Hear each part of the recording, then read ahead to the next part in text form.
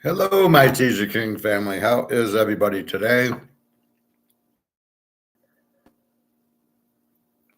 A little bit longer swim. I still got to go to the grocery store later and get some eggs.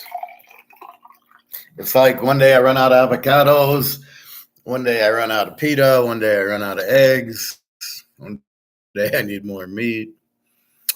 It's crazy. So, how's everybody today?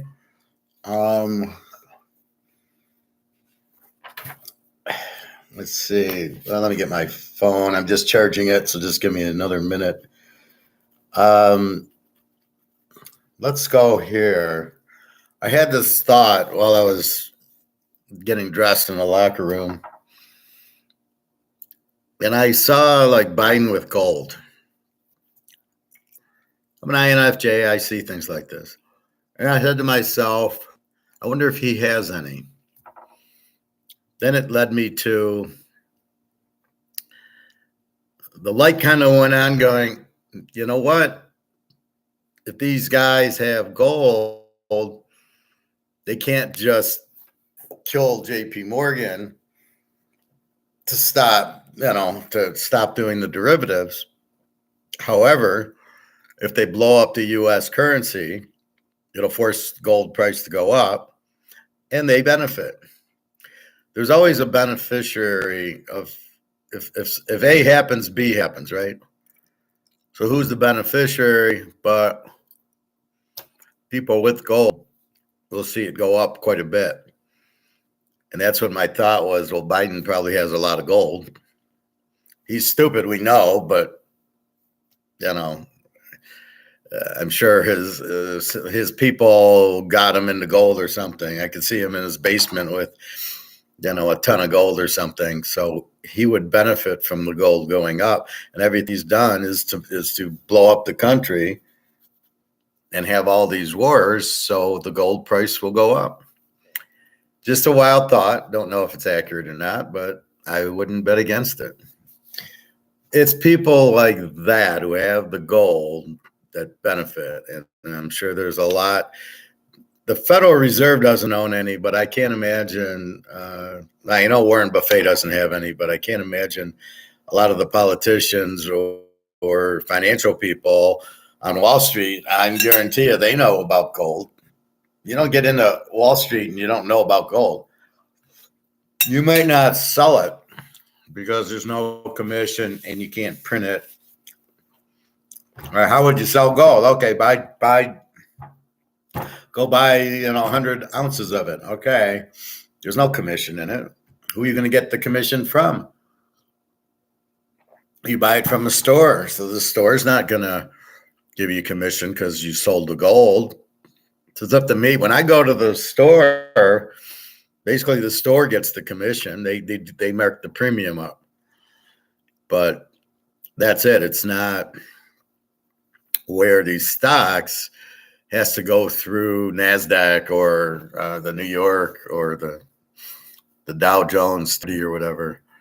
And therefore they somebody sells it to an intermediate and then they buy it. So there's commission involved. You want to buy the stock, there's 10% commission or whatever the commission is.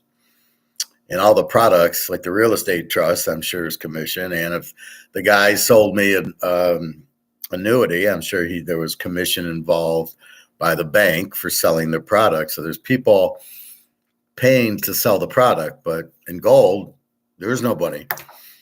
I go to the store, the guy has gold or he doesn't have gold. If he's got it, he marks it up $50 or whatever. And silver's better. He marks it up $5. So if it's the 8, I can buy it. He makes $5 on it until you sell it back to him. Then he sells it to you at spot. But anyway, that's where the commission is with the store, not with these brokers. So that's why they don't tell you to get into gold. There's nothing in it for them. And remember, they're not trying to help you. The game is they help themselves. So Anyway, so that's what I did. So I asked Dari about gold. I says, I got a, not a favor, but I got a mission for you. We're playing Mission Impossible. I said, I got a mission for you. I'm going to send you 3 gold pictures of 3 different golds: the U.S., the Canadian, and the Krugerrand. You go to your coin store where you could buy gold. So it should just be a coin store. Maybe it's a bank. I don't know. I assume they have stores like we have here. They do it in most countries, but I don't know in Russia. And I just see if they will buy it. I mean, because if I'm going to give you some, I don't want you stuck with it. Or I don't know how long she'll be in Russia, but hopefully not too long that she'll be with me. And so we'll see. So she says, I don't know about the American gold. I'll check on the others. Then she said, there is banks here that will take U.S. money. And I couldn't believe that. I thought they couldn't. So if you are in Russia and you have U.S. money, apparently there's a bank that will take it. So hard to understand if we're sanctioned. Why would this bank take it? Anyway, so that was my gold experience. So who benefits from the collapse? It's people with gold. And the way it's going, it really looks like Biden and these congressmen, all the crooks that got in on the stock deal probably own gold, would be my guess. And they're all going to get rich from the gold. But they can't tell you about it, because then you'll buy gold and you'll get out of paper and it'll piss JP Morgan off and they'll have him killed, since they're the mafia. So what you do is they can't tell you how fixed COMEX is, and they can't tell you how fixed, to buy gold, or they get in trouble. So that's what they're doing. So they're blowing up our economy to get rich off the gold. What a bunch of idiots. All right. Now, one thing I did want to talk about was the contract. We know whose it is, Bobby Bowes, but I don't want to put it in the title. Unless Bobby wants me to do one on it, then he'll have to tell me. Why do I bring this up? We were talking about yesterday. What did he sign? A 35-year deal at $1 million a year. Magic Johnson had a deal like that in the 80s. He got a $25 million deal where he got $1 million a year from 85 to 95, 05 to 2010. So Bobby followed that logic. Sounds good. I'll always get $1 million in for 20, 30 years. Well, Bobby's problem is, or anybody that does this, problem is the inflation. So what you're getting in the beginning is worth a lot less at the end, because the money is worth less.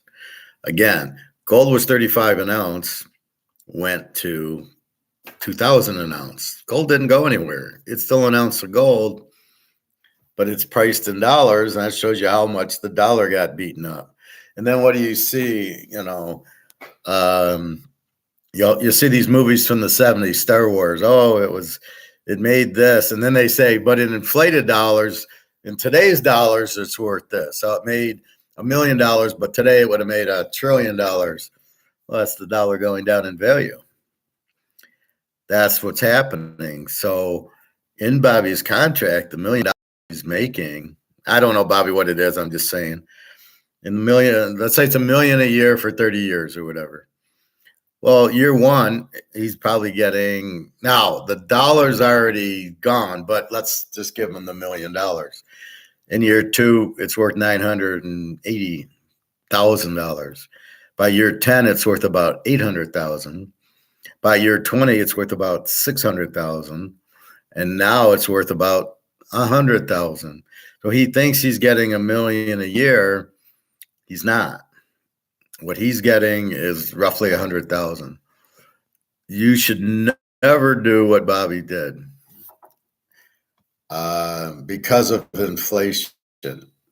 So unless he put in his contract, I want raises to offset inflation because you're paying me out over 30 years. So I worked at Canadian Club and I got a pension, and I turned 59 and they said, well, you can either have 300 a month for the rest of your life, which who knows or you can have 25 grand. I took the 25 grand and then I bought gold with it.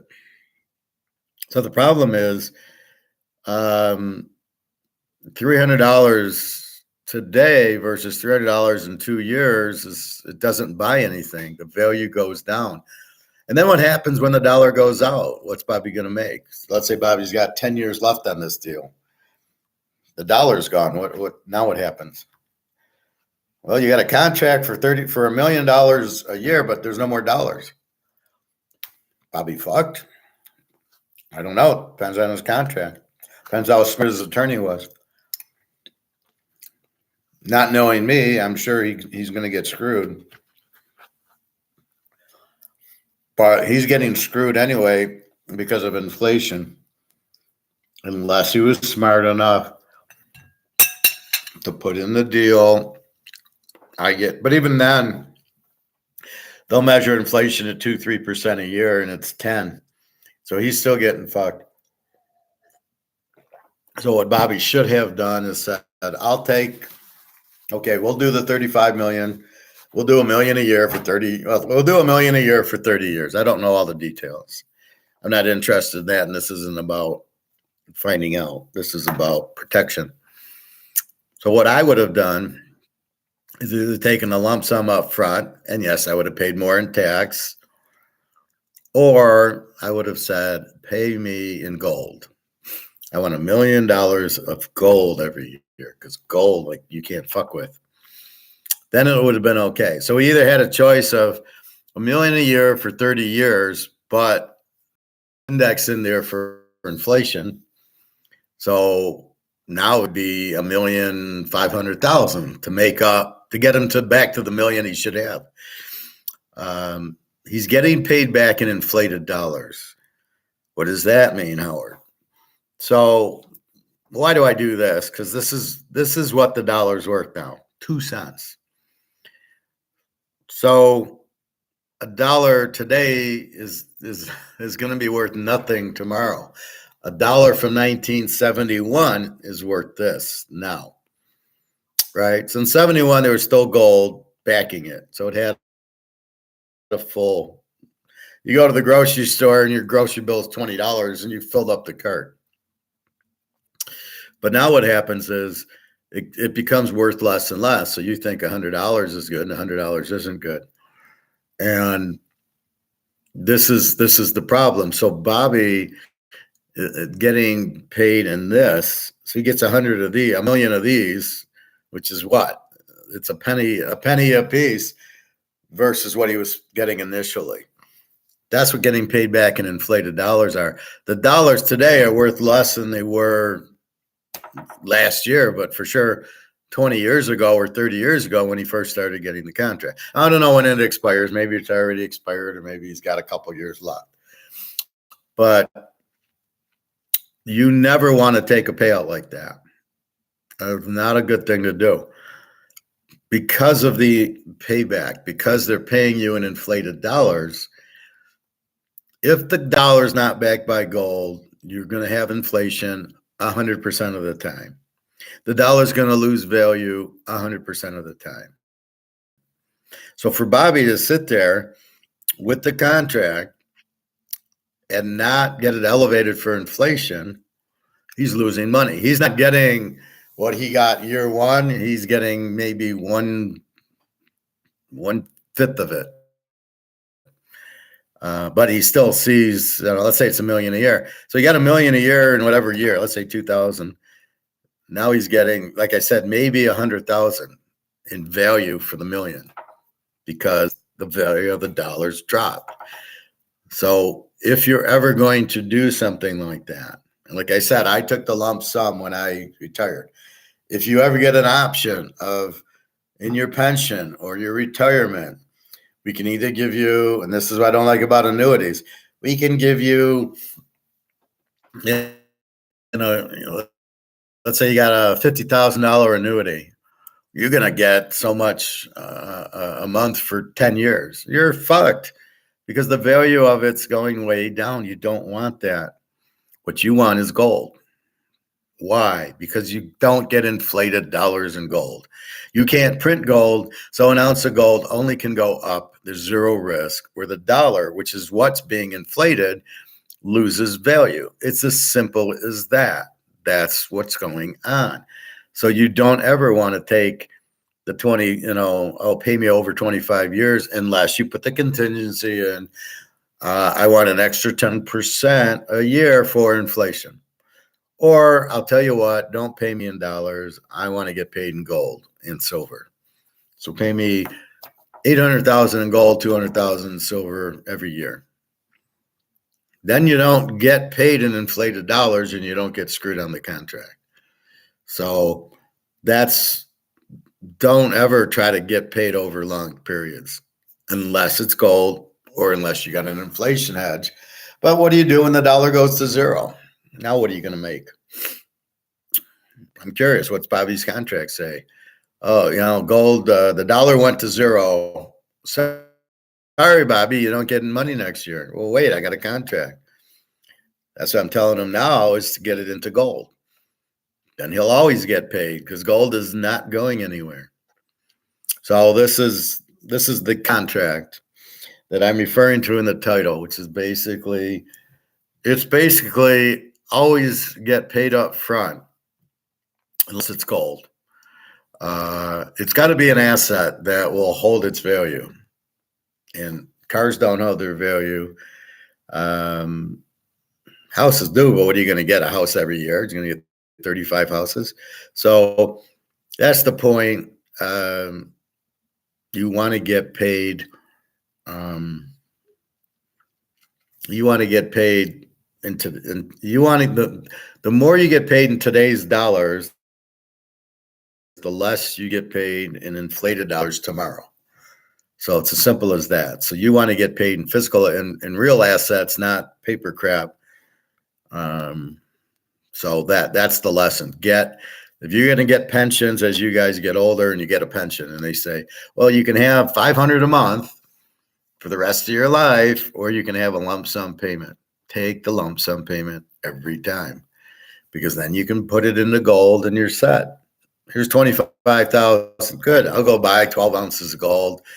My 25,000 will never value and it's going to go up probably to $500,000. So I got no risk, or I can get $200, $300, $500 a month, but in 2 years it's not going to buy it. It'll buy a Coke and a hot dog at the gas station. That's the problem. Prices keep going up. Jenna said that. So Jenna says, I'm almost out of shampoo, and she's all like disappointed.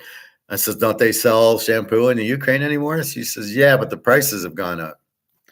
That's your inflation.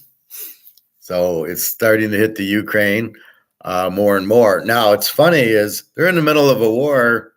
She's got no problem going to the bank. She's got no problem getting her nails done. She's got no problem buying shampoo. They're not out of it, and food, So it's a strange war because it's not like the Nazis. They're not bombing everything.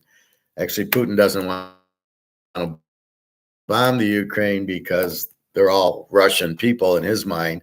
So he's not going to bomb them. It'd be like bombing Moscow. Why would he bomb his own people? He's just going to take over Ukraine and make it Russian. So Odessa will be Odessa, but it'll be Russian Odessa instead of Ukraine Odessa. Whatever. So that's what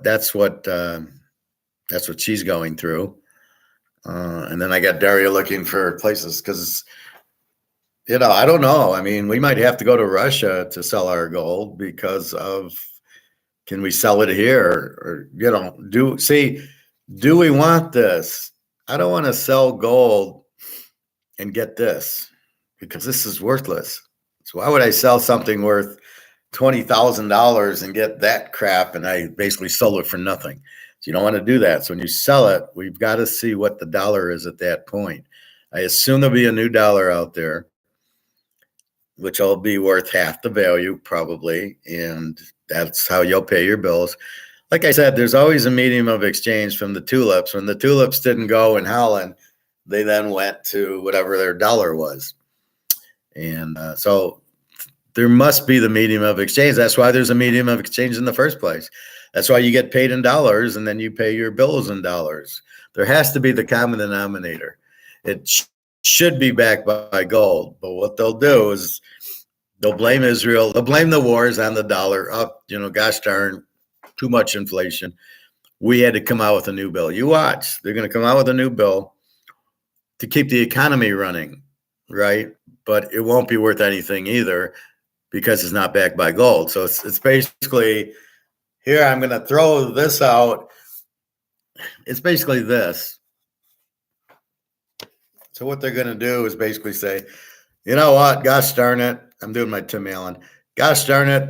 You're right. This is worthless. So we're going to come out with this. And they're going to play scam with you going, well, here's a new bill. Granted, it's a euro, but here's a new bill. It's still not worth anything. This is still garbage, worth nothing. But they're going to try to scam everybody and believing that, you know what, you're right, this isn't worth anything, but this is.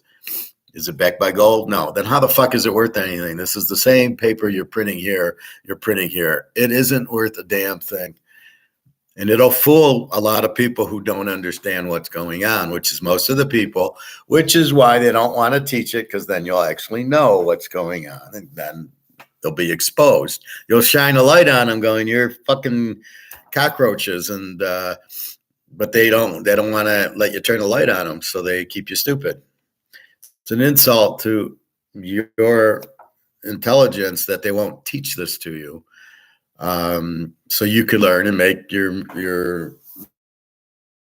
your life your way. Instead, I need the government. They're going to give me, CBDCs will be a choice and nobody should take them. It'll be the last thing, but then it'll blow up. Until we get money back by gold, we're fucked. Now, back to Russia. So I can, once it opens up, hopefully, or I meet Daria in Turkey, I can give her a couple ounces of gold. She can go to the bank or the coin store and sell the gold for gold-backed rubles. I'm not getting pieces of shit U.S. dollars. I'm getting gold-backed rubles, which I know is going to hold its value because it's backed by gold. Or I get gold-backed bricks. Either way, I can't get them here in the U.S., but I can get them in Russia. So Daria becomes a very important piece on the chessboard.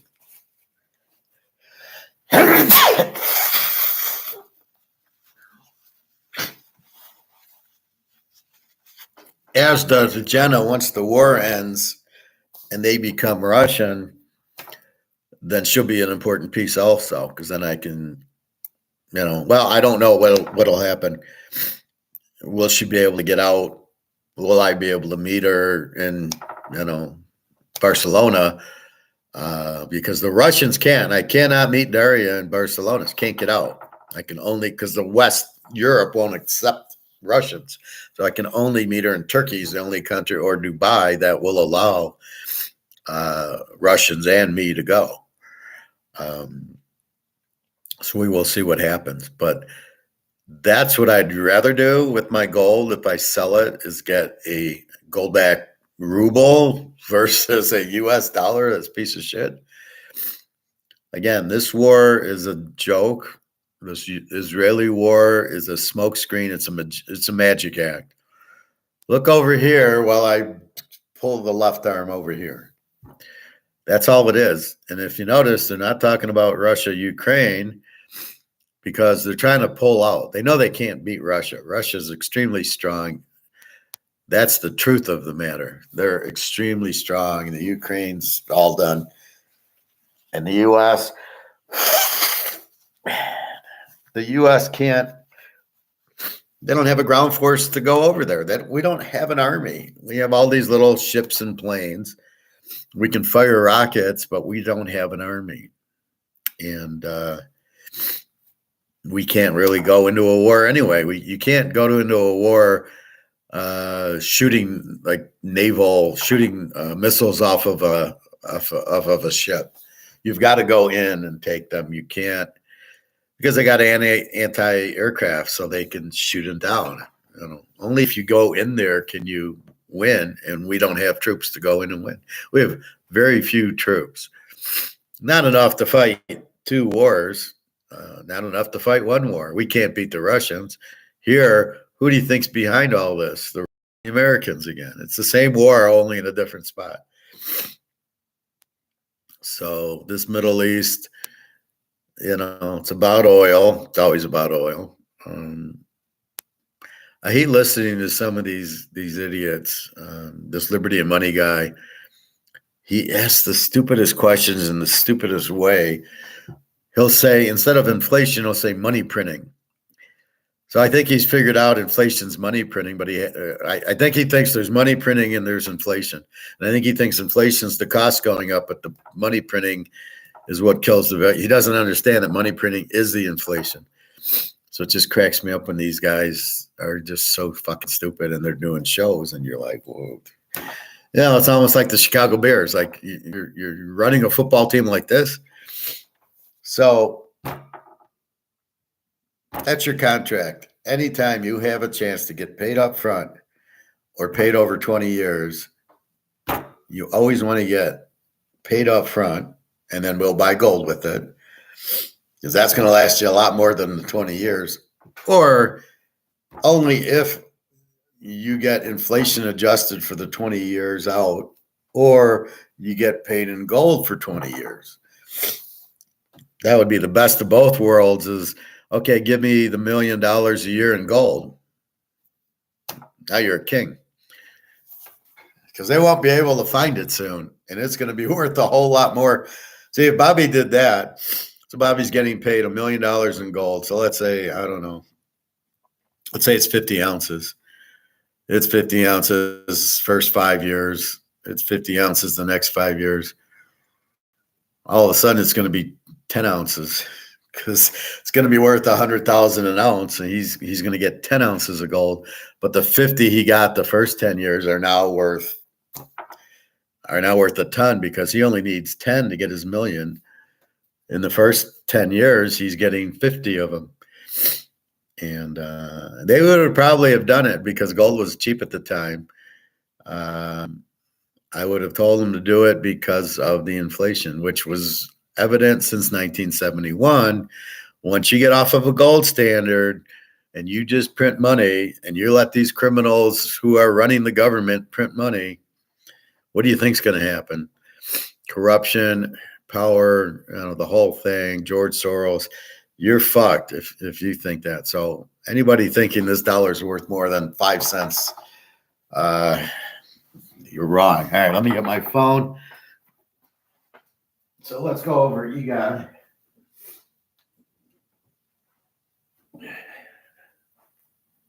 Oh, that charge is nice. I was at about 20. So it's been about almost an hour.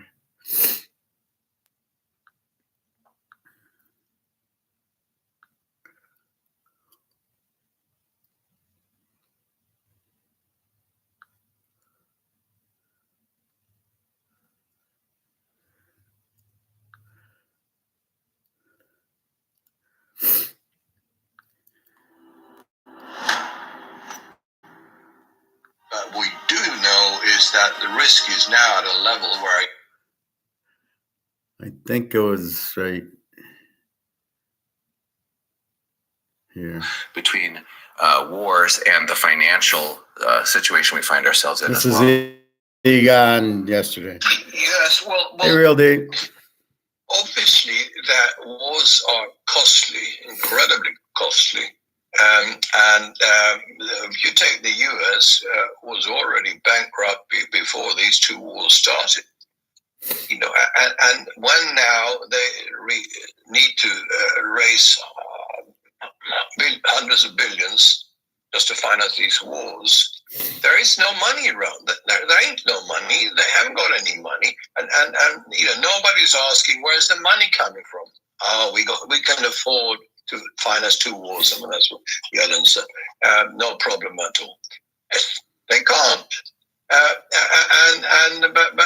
So how do they deal with it? Money printing, of course. Just issue more debt.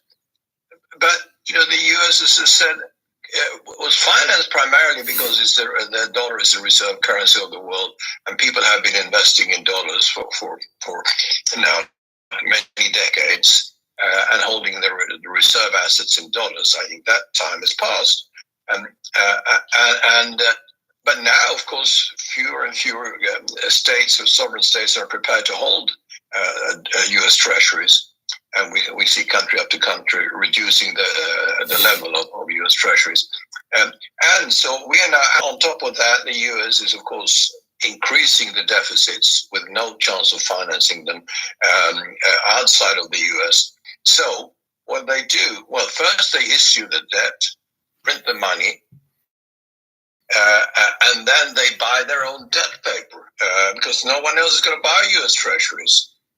So we have a vicious circle here, which will mean that the dollar at some point will become worthless, and so will treasury debt. I mean, I wouldn't touch bonds in any country, but certainly not U.S. bonds. And the world hasn't discovered that yet. This is a sad thing. People are very late in discovering anything, including gold, which we're both interested in as a means of wealth preservation. People buy gold, sadly, often when it goes high. Nobody buys when it goes down and is cheap. When we started buying gold in a bigger way in 2002 at $300. So what he's saying, to put it in English, is the U.S. is broke. So let's say, you got a friend and he's broke. He's not working. He's got no money. But he wants to keep buying baseball cards, or he's going to go to the grocery store. But he gets declined. They say, "Sir, your card's no good. You don't have credit. You don't have any money."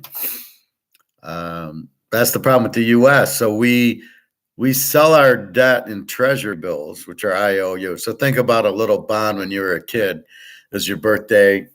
Grandma gave you $100 treasury bill. And it matured in 5 years, and you would get 5%.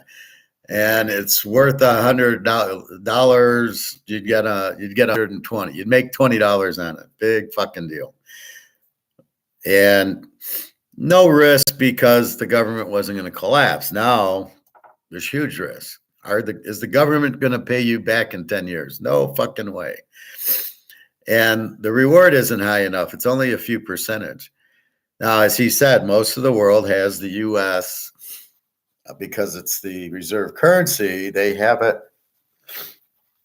They have their money in the reserve currency. So if you're in Belgium, you have your money in U.S. dollars. If you're in France, you have your money in U.S. dollars.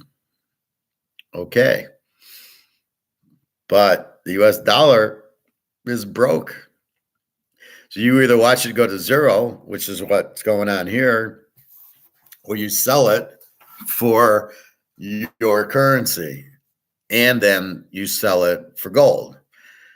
So what you should do is buy gold. So he says, well, people buy gold only when it starts going up. They panic, not when it's low. See, you got to know to buy gold that it's your saving. It's the saving money, right? That's going to save you. So you got to know to do it. And people wait and panic at the end. So we'll go back to Titanic. As I said, as soon as I see the boat hitting the iceberg and the engine stop, I'm at the lifeboat. Excuse me, I want to get in. Can you lower me down? Because I know what's going to happen based on us hitting the iceberg. We're going to sink. But I'm not going to wait for it. Well, that's like buying gold. You buy your gold now when it's cheap and you can afford to buy it. Because once it goes up, you can't afford it. The key is if you really don't believe in it and you really don't, you can always sell it back. It'll be bought very quickly. Just talk to me. I'll be happy to buy your gold from you.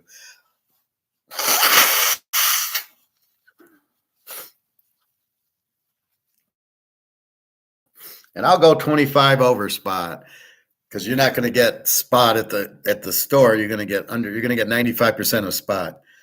These guys are a bunch of crooks. So that's all you're going to get with the gold. I'll give you 25 over. And it benefits you. You get more money, and it benefits me because I don't have to pay $100 over spot. So it's a free trade that works for both of us. And that's how everything should be. Free trade's about benefiting both sides. So back to the Titanic.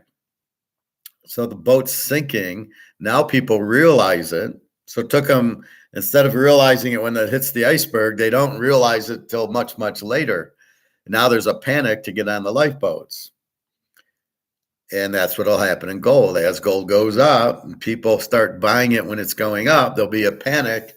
But since there's not a lot of supply of gold, especially with the Russians and the Chinese holding 100,000 tons of it, that only leaves 100,000 tons. And if the central banks together have another 50,000 tons, I mean, I'm buying an ounce. There's 32,000 ounces in a ton. How much is left? Right? So there's probably not a whole lot out there that you can buy, just because it's already gone. But as that happens, the price goes up, and then can you afford it? And that's really the problem. It's like running out of lifeboats, right? Well, the longer you wait, then there's no boats for you. So here, that's where you're at. So that's what he's trying to say. People will buy it after. When it's too late, when it's going up, they'll realize the boat's sinking. But we already realized the boat's sinking, right? That's why I'm 5 steps ahead of the game. I already know the boat's already hit the iceberg, and I'm running, going, okay, from here I got to go on the boat. I got to go on the lifeboat, right? That's where I got to run to, and while I still can, right? I got to get into this. I got to get out of this, not when it's a frenzy and everybody's getting out. So that's what he's trying to say: is the dollar's gone. It's lost its value. We already know that. He's kind of repeating himself, but that's okay. And really, you can only say the message twice. Hey, Greg or John. So listen to the beginning. I did the whole Bobby's contract. And the moral of the story is, if you're not going to get paid in gold for 30 years, take a lump sum. He should have taken a lump sum and then bought gold with it 30 years ago, because he got his first year and what he's getting now, he's probably getting 1/10 of the value of his contract because of inflation. So if you understand inflation, money not backed by gold, the money's going to be printed to death. And that's what happens everywhere in every country. That's why there's this whole thing's a problem worldwide, because every country did the same thing, because they all listen to George Soros. And George is fucking everybody over, and we're just sitting there going, "Hey, it's George Soros." And so that's the problem. So the dollar's always going to collapse if it's not backed by gold. Put it that simple. And your only way out is gold and silver. And it's being manipulated, and it's not where it should be, but it will be. And it's finally going to hit. But still, it went up from $35 to $2,000. So it still went up, but not nearly what it should be. It should be at least $30,000, $40,000 by now. With what happened in 2008, what's happening now in COVID, gold should be at least $50,000 an ounce. So they've been holding it down. Okay, a little bit more of Egon. It was unloved and undervalued. And now it's still unloved and undervalued, and there's still not more than 0.5% of world financial assets in gold. So it's got a long way to go. But again, so that's the wars have to be financed, and that is always in history been the case, and that governments at that time it's accepted by the people because it's a crisis situation that the debt goes up to, could be even 200-300% of GDP temporarily. But U.S. debt has been going up for years, and in all cases, only whatever it is, 120% of GDP.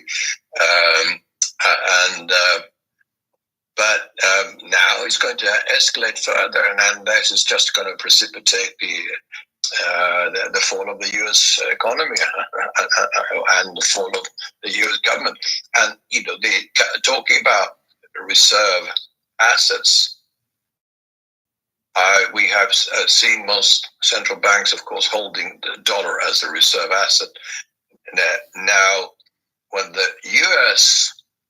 confiscates dollar holdings of other major states, like they've done with Russia, and will do whenever they don't like a country with any other country, who the hell wants to hold their reserve asset in dollars that can be confiscated at any time? So people will flee away from dollar as a reserve asset, and what I can see in coming years is gold becoming the reserve asset of choice that central banks will hold the reserves in rather than dollars. So that in itself will, of course, create a very high demand for gold, and obviously the market couldn't cope with satisfying that demand at current prices. So we are talking about a major revaluation of gold over time. That's not going to happen overnight. It'll be a gradual process. I don't believe in a reset overnight. I never believed in a reset. Things don't happen that way, and therefore, but over time, as more and more central banks start investing in gold, and we've seen it already in the last few years, central banks are continuing to buy gold, mainly in the East. Most of the Western ones are not buying it, but in the East they are, and that trend is going to accelerate, in my view. You mentioned earlier in this. So what's that mean for gold? Let's put it back to basic economics, supply, demand. When you have a limited supply and there's a huge demand, you raise the price because it gets bidded up. Think of it as everything in life as an auction. Where do you work? Who do you date? What do you bet on? How do you play poker? Do you play blackjack at the casino? It's all, everything in life's an auction. What food do I buy? What restaurant do I eat in? So you're making all these decisions, which is basically an auction. So what he's saying is, everybody will jump into gold. There's not enough gold out there. So therefore, he who has it can set his price. So when I go to the gold store, the guy asked me if I had eagles. And I said, yeah, I got a bunch. Me, I bought a lot of gold. And the guy says, I'll give you $2,000 for it. I says, add a zero, and then I will think about it. Meaning you give me 20 grand, and that's probably not enough, because I know what's going on. So as I said with Titanic, we hit the iceberg. I run to the boat. I run to the lifeboats now. I don't wait 2 hours. Same thing with gold. I know this price is going up, so I go buy as much as I possibly can. And I got to tell the gals, look, I can't give you a lot now, but I just hold on, and we'll be buying an island soon with all the money we're going to make on gold. But I can't cash it in at this low price of 2,000. Now the guy wouldn't offer me 20 grand, but I looked at him and just winked and said, don't fuck with me. I know what's going on. You don't know what's going on, but I know what's going on. You're selling me physical gold at paper gold prices, and I walk out of there smiling every day I go there. It's such a no-brainer. I mean, you have no risk, and you're about to make hundreds of thousands of dollars for no risk. I seriously, when people don't listen to that, I just shake my head, as Bobby would say, and I go, I don't get why it's such a hard concept to understand. It's the simplest thing you'll do in life.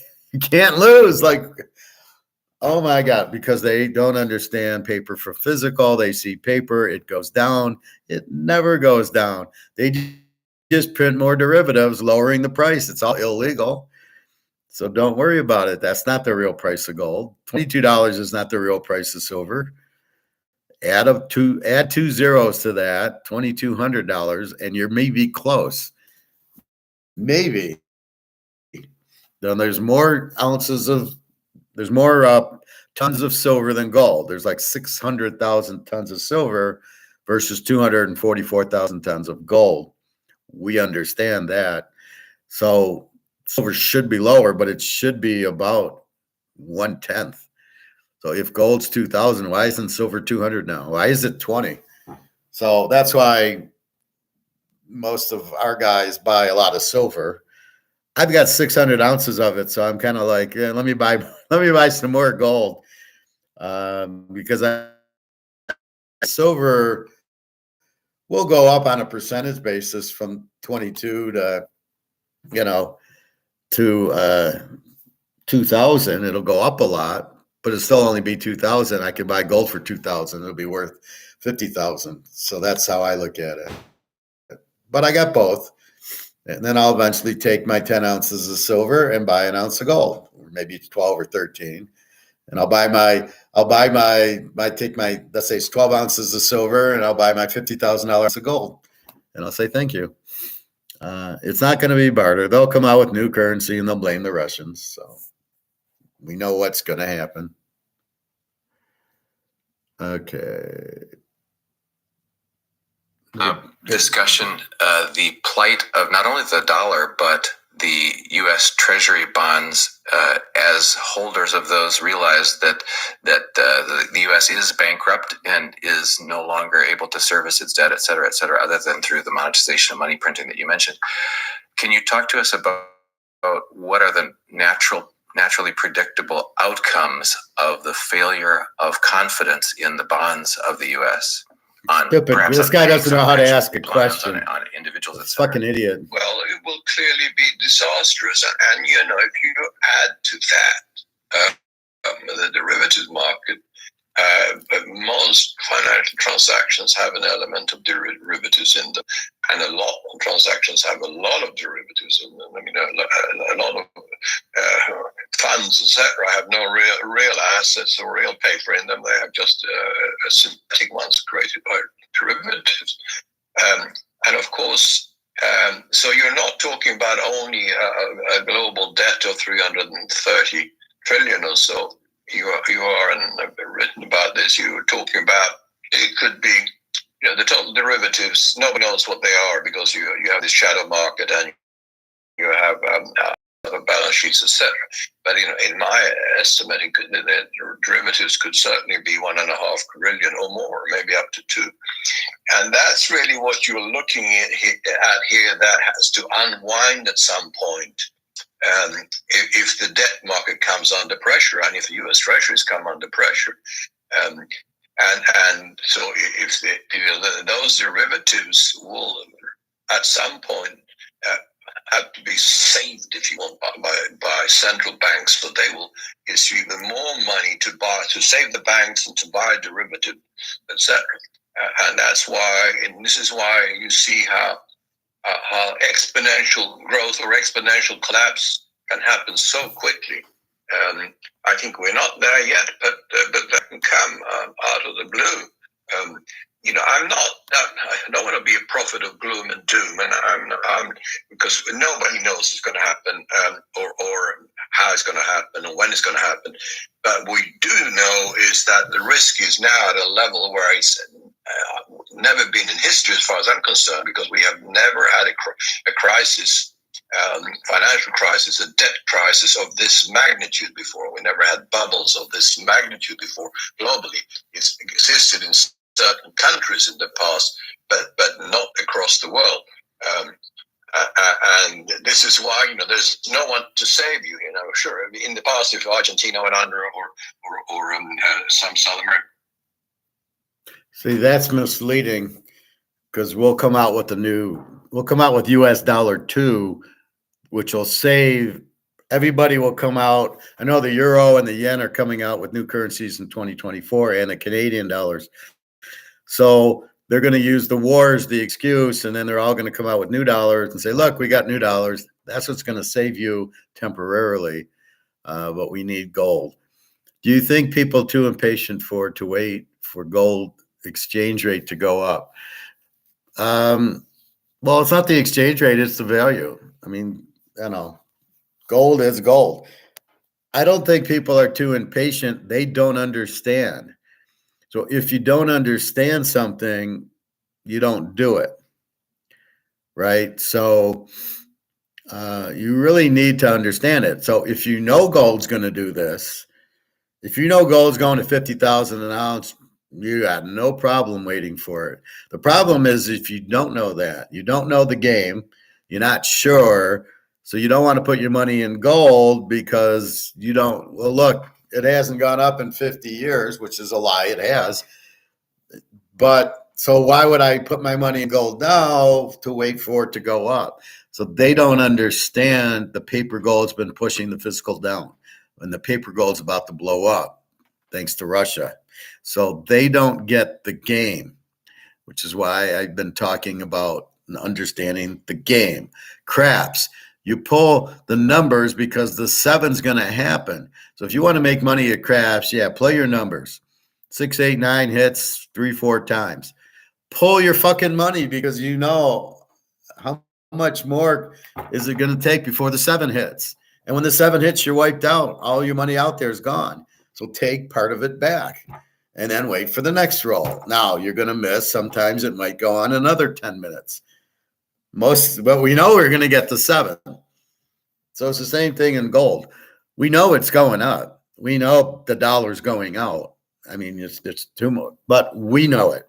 Most people don't know it. That's why I keep encouraging buy more gold, buy more silver now, because everybody doesn't know it, and the price is still sitting at 2,000, and you can still get silver at $25 an ounce. Run and go buy until you can't carry it anymore. It's a no-brainer. There's no risk. You're going to make a fortune.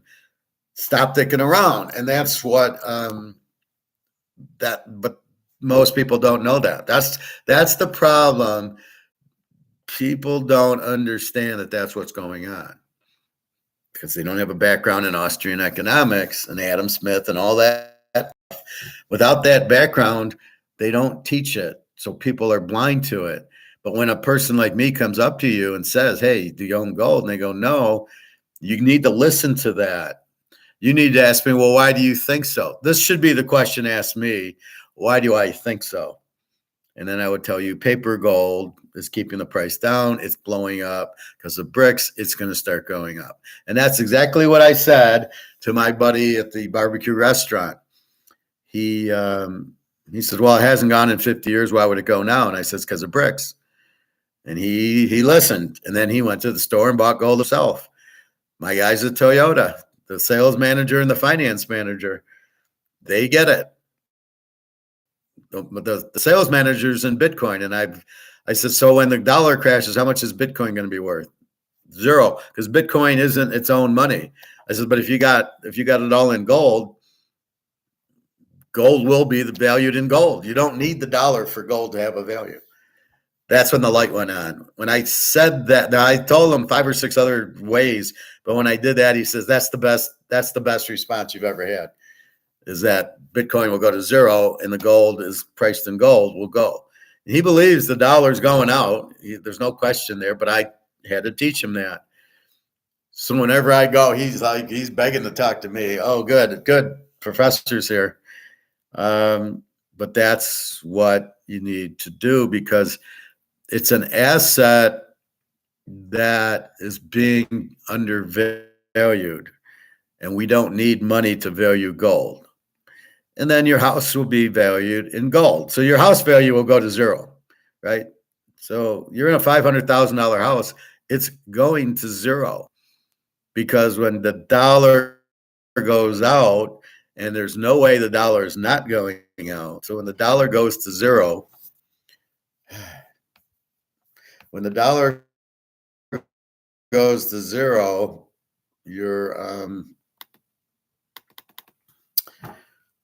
your house gets valued at zero. All your assets go to zero because all your assets are valued in dollars. Your Mantle card, your Tom Brady card, your Jordan card, they're valued in dollars. So then what happens is we need to value them in gold. And as Egon said, that gold will probably be the reserve currency because then it'll stabilize because nobody's going to trust anything else. So once gold, then the Mantle card gets valued in gold. It might be 1 ounce of gold to buy you the Mantle card. That's why I'm buying gold. So what Warren Buffett is trying to do, he's keeping money. So he's got $2 billion or so in dollars. So he thinks, oh, I'm going to buy everything cheap. What he doesn't understand is he doesn't have anything to buy everything cheap. He's fucked, but he doesn't know it because even though he's rich, he's not smart. So he thinks, oh, I'll buy the 100,000 and I'll have my trillions and then or billions and I can buy a house cheap. No, not this time. Because what you're using, you don't understand it. It's a depreciating asset. This and this. These are worth nothing. You think that this has a $1 value, but go try to buy something.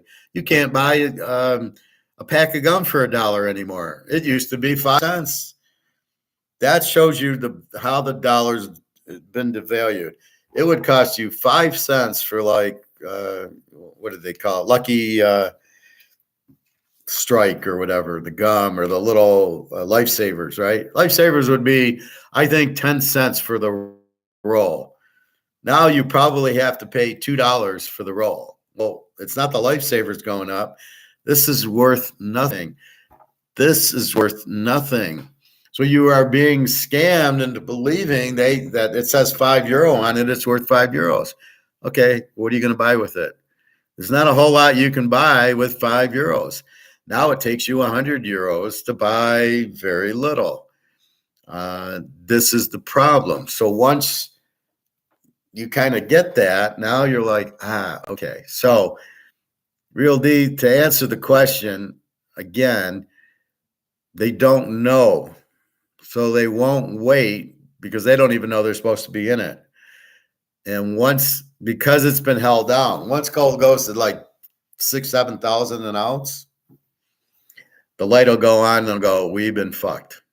So they are fucking everybody by keeping them in the dark. That's why I think Biden has gold. I think he's blowing it up because he has the gold and he's going to blow up the dollar. And then his gold is going to go from 2,000 to 100,000 and he'll get rich that way. I mean, that's what I think a lot of these politicians are doing. I don't know why they're not going on the gold standard with gold so cheap. And I don't know why they're so negative gold. I think because they want to control everybody.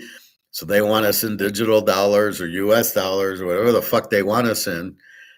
And by keeping out of gold, they then are in dollars, digital dollars. This bullshit of control, which I don't buy. But the way out of all that mess and the way to survive and live a happy life is gold and silver, because that they can't control because Russia and China have it. I don't know if they can control it. I don't know if they want to control it. You really don't want it. You want it to go as high as it. You want it to be like a Mantle card. If it's worth $500,000, then that's great. With a Montana rookie at 125, that's what it's worth. I want it to go up and up and up like every other asset. So eventually what we'll do is we'll buy the Montana card with the ½ ounce of gold. We'll buy a nice house with an ounce of gold, and we'll buy a nice Ferrari with a ½ ounce of gold. And that's what we'll use for money. And people will take it because there isn't anything else. They'll come out with the fake, US dollar number 2. But if you have any type of intelligence or somebody like me to tell you it's not backed by gold, it's still worthless, then you'll realize it's still worthless. It's still bullshit. All right. Country or some East European countries, etc., then it could be saved by other sovereign States. Now there's no one big enough to save. First of all, you got the US. No one can save the US. The Ponzi scheme is finished, and 2008 was a rehearsal. 2000 or 2006-9, if you want, was a rehearsal, and miraculously they managed to delay the problem for another 2 years, or quite a long time, 15 years. But now it's back again, in my view, and this time I don't believe that money printing will save it. So we are in for a very vicious time now. And as I said, we don't know when. All we know is that the risk is there. It's going to happen. It could happen tomorrow. It could take a year. It could take 5 years or whatever. But the only thing we know is that the people who can, they should try to protect the assets that they have. At least you can't protect everything, your family, etc. It's much more difficult. But nevertheless, I mean, physically you can't. It's not that easy to protect everyone when you are talking about the war. But nevertheless, financially, we can all. Anybody who has a bit of savings can certainly protect it by owning gold and a bit of silver also. This is why we 25 years ago went into gold. We saw gold as the best protection against what was coming, against the risk. And the good thing that is that if you hold gold, over time, every single currency has gone to zero without exception, over thousands of years. Therefore, over time, gold always goes up because it's measured in worthless currencies that always goes to zero. And therefore, it's such an easy game, such an easy investment. And still, most people don't understand it and don't hold it. And you've got to be patient. It's not, of course, now it's all about instant gratification investments. But if you hold it for the long term, you're always going to maintain your purchasing power and do okay with gold. That's why you should hold it. On that topic, in the face of all right, so let's go to football. But see, it answered your question, Real D, right on schedule. Your same question. If you understand that it's an asset, it's real money, and it doesn't need the dollars to price it, it'll go up, right? And these are going to zero because they always do, because they print them to zero and nobody wants them. Nobody wants the U.S. because they're sanctioning Russia. All the other countries, we got to get out before they sanction us, or they raise interest rates on us and make us pay it back. So nobody wants to buy the T-bills. Nobody wants to do anything in dollars. Now, the problem is there's no other currency out there because the U.S. has created this mess by being the reserve currency. If you're the reserve currency, you've got to be on the gold standard to be the reserve currency. You can't be a reserve currency if you're not on the gold standard, which is what they've done. So now you've got a mess on your hands as Russia and China run to gold, and all the other countries will join. That's why they all want to join BRICS and they want to use BRICS. So that's the biggest factor in it is people don't know. They think because the U.S. is the reserve currency, it's good. It's not. It's still going to zero. It's being inflated. It is not at 3% inflation. It's at least 20. You think we're that stupid that if you say it's 2%, we're going to believe you? Fuck, what are you kidding me? So that's what you have. So keep that in mind. You cannot lose with it. And that's really the key to understanding it. All right. Today is Wednesday, so let's look at college football.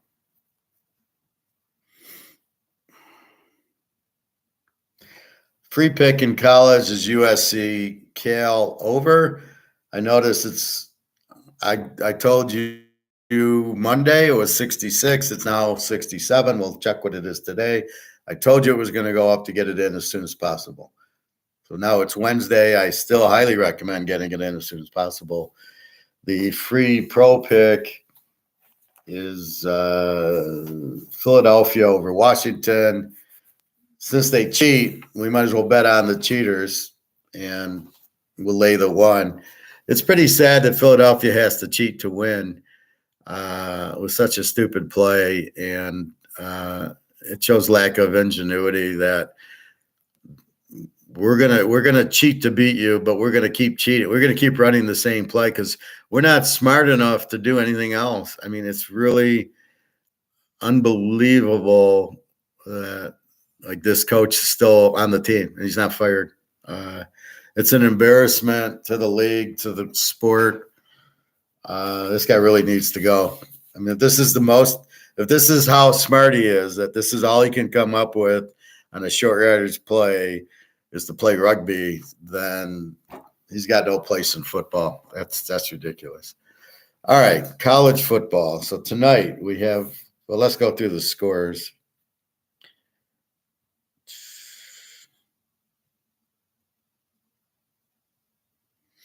So LTAC gets the win, or New Mexico State gets the win. My boys, 27-24.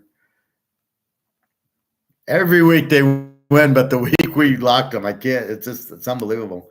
Over get hit 51. The over-under was 52, so 46 was good. Liberty wins 42-29. They finally score, and they finally go over. So Liberty, 9 wins by 13. All right. It's the same thing. I bet Liberty they lose. I don't bet them they win. You're like, what the fuck? It's so frustrating right now. I'm so frustrated. All right. Jacksonville State is up to 8.5 and 47.5, up from 44. Wow. And Sam Houston is 3.5, 37.5. That hasn't moved. That's today's games.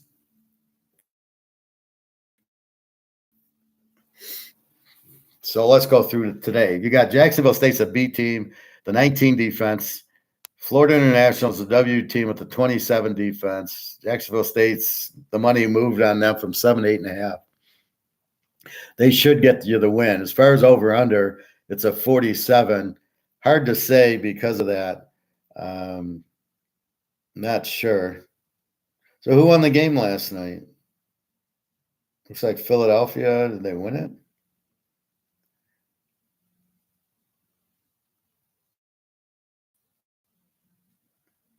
Boom.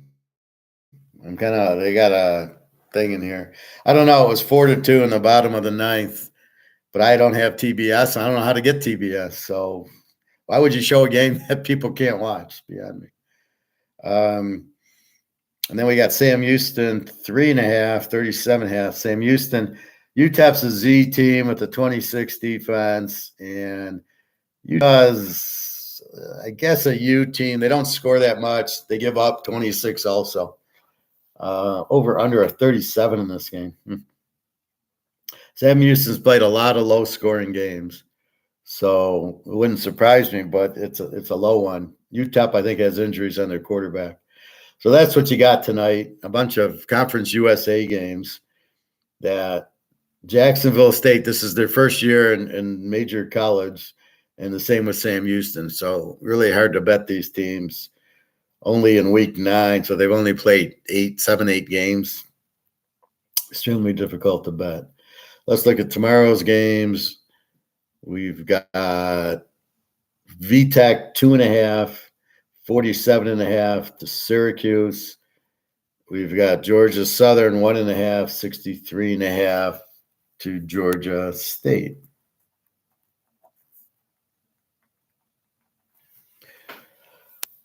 So let's take a look at those games. Syracuse is a B team. They were an A team, but they beat up a lot of bad teams, and all the good teams they played, Clemson and North Carolina, killed them. So I don't know what they're not. I think they're just an E team, but their stats say differently. This is where you've got to you use the stats for the what do you call it? Just for the there's the art and there's the other. Well, use that for the physical part, but the art of the pick, you have to realize they're not a B team. They certainly don't, perform well against other good teams. Excuse me. So we got, are they good enough to be a road dog to Virginia Tech? Virginia Tech's got some injuries to their quarterbacks. They're an E team. They give up 24. So Syracuse statistically is the better team, but they're not. I don't know. I'm not comfortable with Syracuse in 9. I'm certainly not comfortable with Virginia Tech minus or +3. Over under, Syracuse was scoring a lot against weak teams, and they got up against these other teams that didn't do shit. So I don't know. They've had a bye, so we will see. And Virginia Tech. So this should probably go over 47 to down to 41. Then we have Georgia State, Georgia Southern. We got Georgia State's a B team, give up 23. Oh my gosh, so sorry. Georgia Southern's an A team. They give up 24. So they score more. That's why they're an A versus a B. They both give up approximately the 23. Georgia Southern's 1.5. Good coach. Over under is 63. So they're expecting a high scoring game again by average. So again, the art of it is Georgia State a live dog in this game against Georgia Southern? And that's really what you kind of got to, that's the art of it, is who did they beat? So you look at the who did they beat, right? And it ends up, it helps you because you go, oh, they beat UCLA. They're a good team.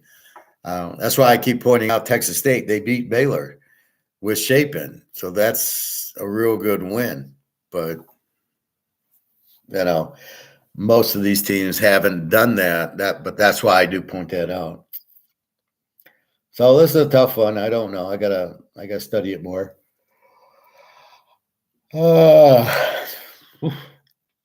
Tired for some reason. Well, I swam and now I just ate. So your body kind of knocks you out after you eat.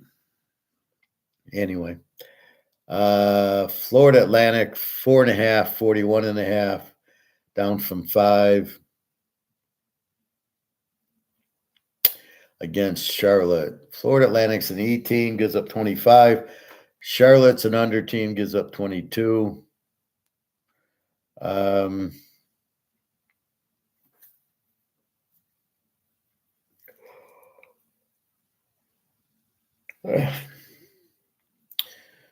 Florida Atlantic's quarterback's out. Their backup's okay.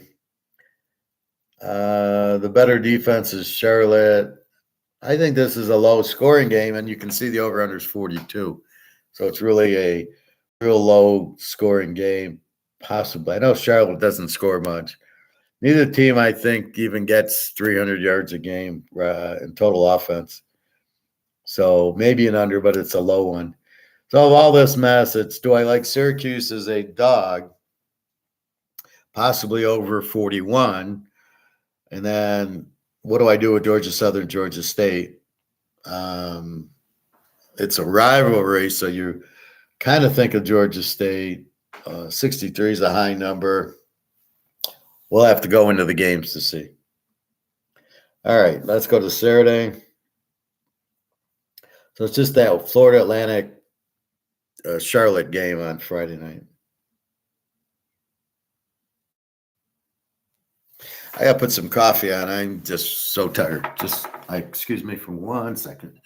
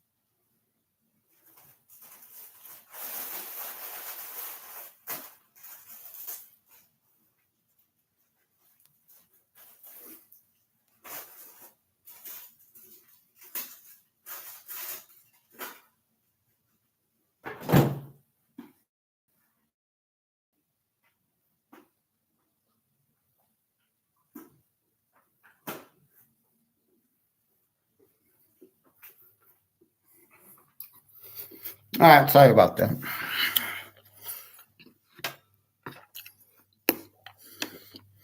All right, starting Saturday, we got Army 10-47.5 against UMass. Line hasn't moved.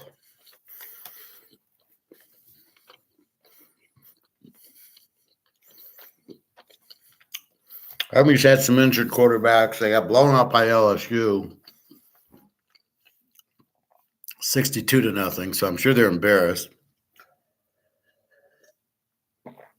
Got a good coach. UMass is pretty bad. UMass is a W, gives up 42 a game. Jesus Christ, 42. Army's an under, gives up 26. So Army's playing lower scoring games, better defense. UMass, just terrible defense. But can Army take advantage of that, although they are trying to throw the ball more? That's your question. UConn, BC 14.5, up from 13. And 51.5, that hasn't moved. I got 52. UConn's a W team. They give up 30. BC is an over team that gives up 30. So BC scores a lot. UConn doesn't. You're laying 14. Over under of 52. I kind of like it over. I think BC scores a lot on them. I think Connecticut can score a little bit.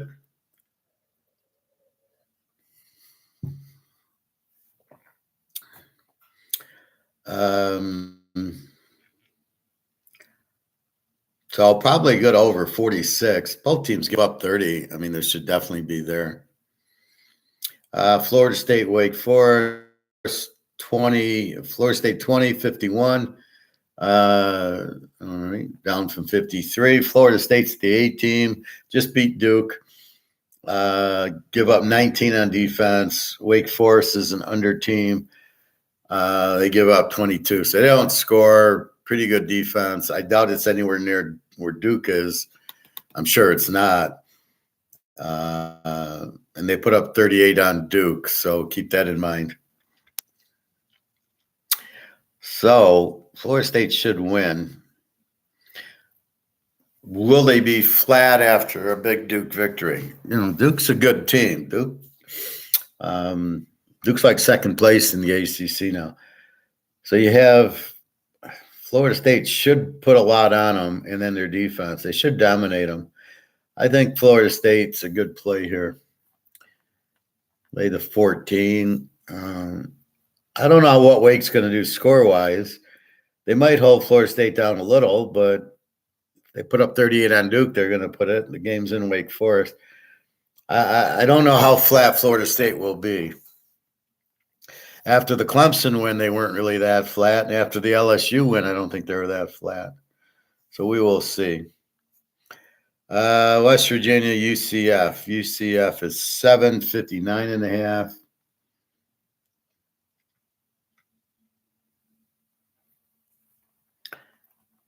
And that hasn't moved.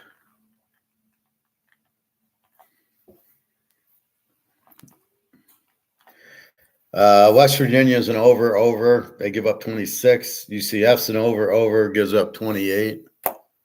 My coffee's ready. Just a second.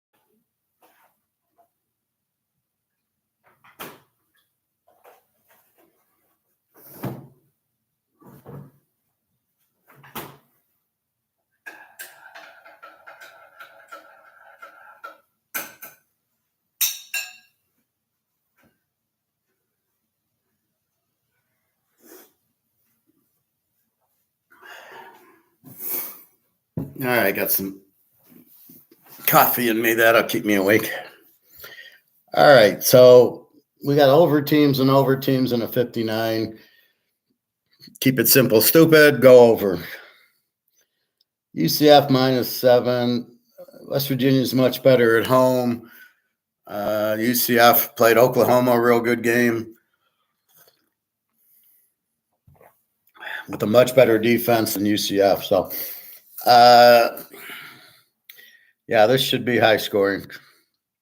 West Virginia's a 26 defense, and Oak State just put up 48 on them. So keep that in mind. Oklahoma, Kansas, the big noon game. Oklahoma 10-65, and that hasn't moved. Oklahoma beats Texas. I'm noticing their defensive numbers went from like 8 and 9. Now it's at 16. They gave up 30 to Texas. Last week they gave up 29 to UCF. So now you're wondering, is it a scheduling where they played weaker teams to look like they had a good defense? And now when they play the more explosive teams, all of a sudden you're realizing they don't have that strong of a defense. This is where the art of it, art and science, that's what it is. So the science is just getting the numbers. The art is going into the numbers going, this is bullshit or this is good. So you almost have to take the Texas game and go 34-30. We should get at least that because Kansas doesn't have that. Kansas has, they're an over team with the 27 defense. Great running attack, good quarterback, great coach, great offensive mind. They can score. Oklahoma with Gabriel will score, but I don't think Oklahoma's defense, especially at Kansas, is going to hold them. Can Kansas get the win? I think they can. I think it's definitely an over because if we drill in, so let's drill into Oklahoma here. I'm getting my caffeine fix, so I'm waking up. So what did they beat? Arkansas State 73-0, 28-11. That was the game that thought, wow, they got a good defense. Tulsa 17, Cincinnati 20-6. So that really was funny. And then Iowa State 50-20, and then Texas 34-30, and UCF 31-29. So in the last three games, they're giving up 27 a game, right? They played a 60-pointer with UCF, a 60-pointer with Texas, and a 70 with Iowa State, who has a very good defense. I mean, the over-under on that game was 48, and they beat Iowa State 70.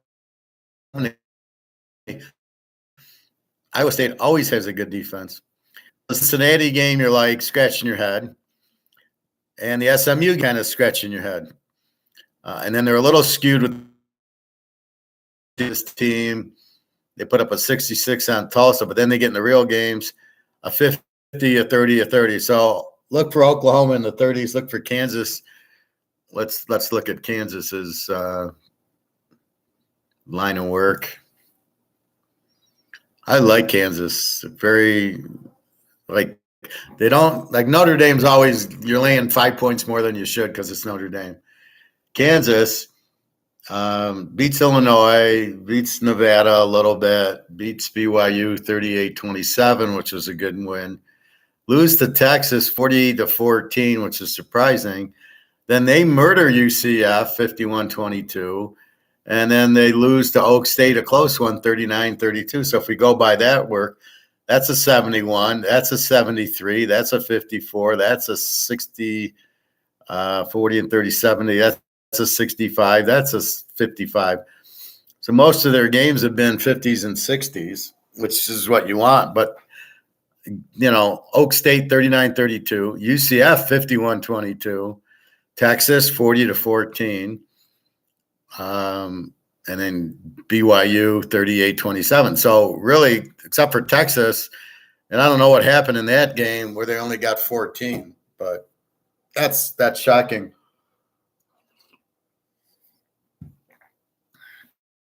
and that game was at Texas. So this game being at home, I would look for Kansas to light it up.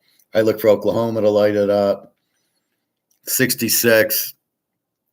Yeah, I think this will be, if we look at it, this should be in the 70s, right? So you're getting a 66, I think is a good number. Now this is the art of betting football.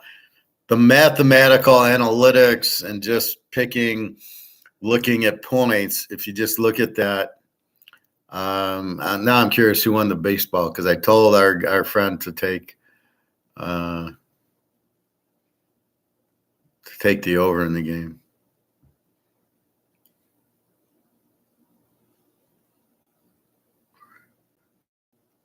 Arizona won 4-2. So it didn't get to 8. Okay. So why do they keep showing Phillies? Or maybe they're showing Arizona. All right. No problem.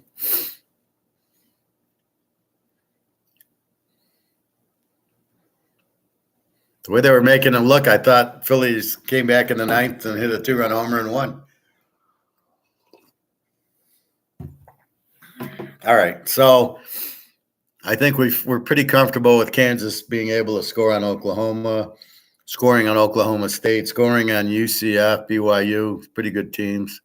The only game is that Texas game, which kind of makes you a little leery. That's what keeps it from being a lock. Had they played Texas a 70-point game, this would be a lock. But so I'm really struggling here to figure out how to.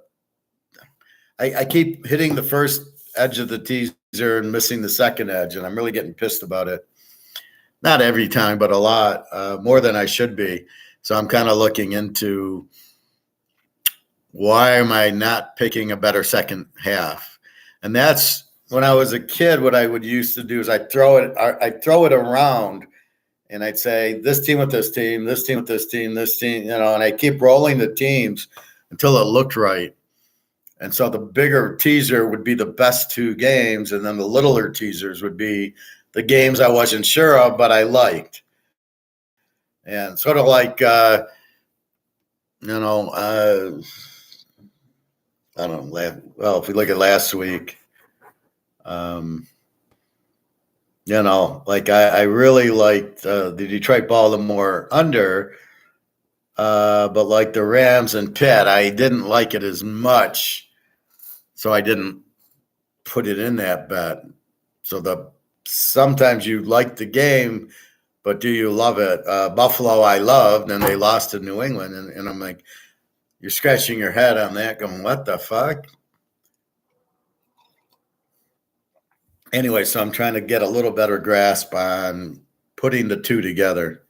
So had Kansas beat Texas, I would do that. I would say that's a lock over. But, so like USC Cal, I really like that over. That's why it's the free pick. Kansas, USC struggles with everybody, and Cal's been lighting it up. So I think that's an 80-point game there. So that's why I put it in as the free pick right away. And I'm not worried. USC doesn't have Oklahoma's defense. So it's Oklahoma's defense. It's kind of like, yeah, I can see playing this game over, but not as big as I would if. But again, Kansas is at home, and they play a lot better at home. All right. Penn State, Indiana. Penn State 31.5, 41.5. 31, 45. Okay.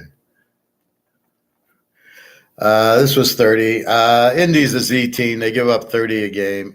Penn State's an A team. Even with the loss to Ohio State, they still only give up 10 a game.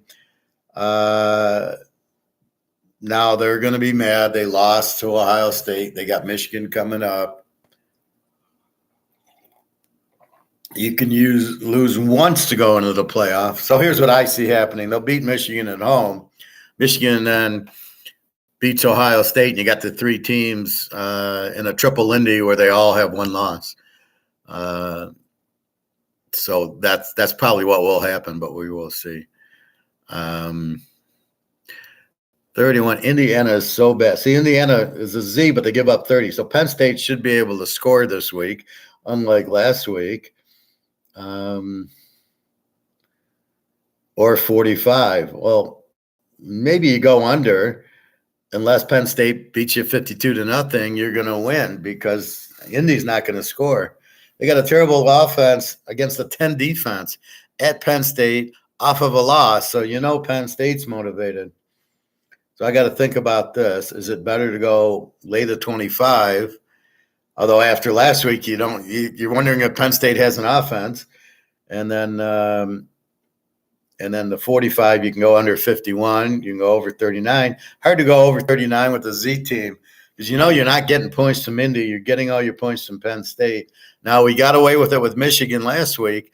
It was 46, so we went over 40.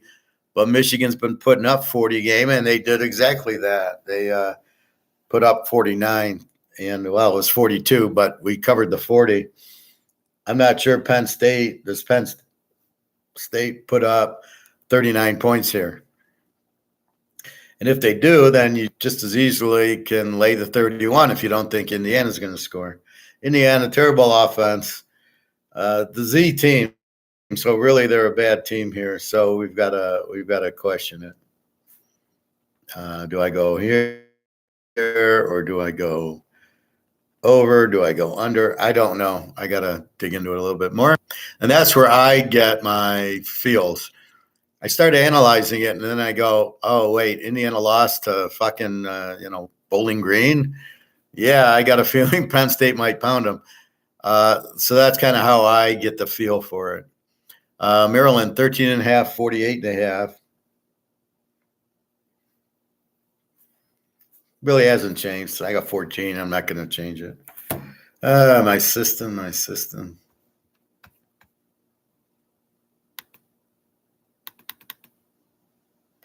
I keep getting this error. I shut off my computer, turned it, went away. I think I got to take Skype off because I think somebody tries to Skype me and it interferes or something. I don't know. Come on.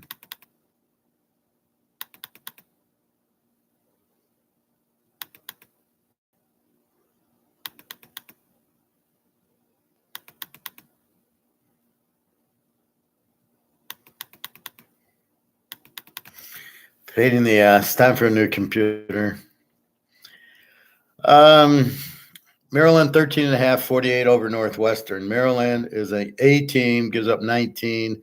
Northwestern's an E team, so they score 24, give up 26. They've been passing 50 times a game. A lot of these short little passes because they can't run. Bennett, their quarterback's okay. Maryland with Tagovailoa. Normally a choke like his brother, but here's a game he should do well in. I got a feeling this is a pretty good over because Northwestern's been what did they do? They lost 17-9 to Nebraska, which I don't understand. So Nebraska, I don't understand. Maybe they got a good defense all of a sudden, Nebraska. Trying to figure them out. So I would think that it would be over 43. I think Maryland can score. Northwestern should get a little bit at home, but we'll see. Houston, Kansas State. Kansas State, 17.5, 58.5.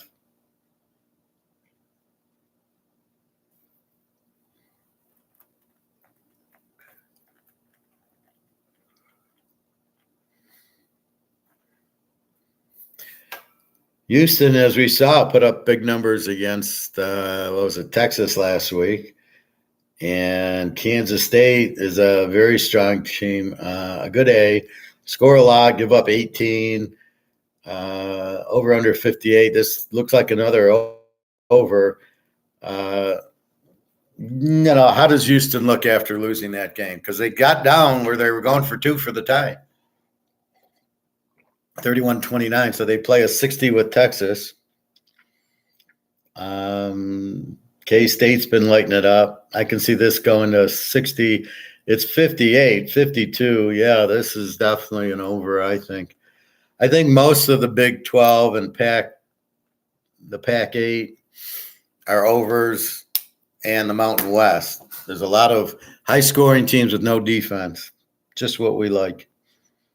So I think this should go over. Houston gives up 31. So K-State's going to score.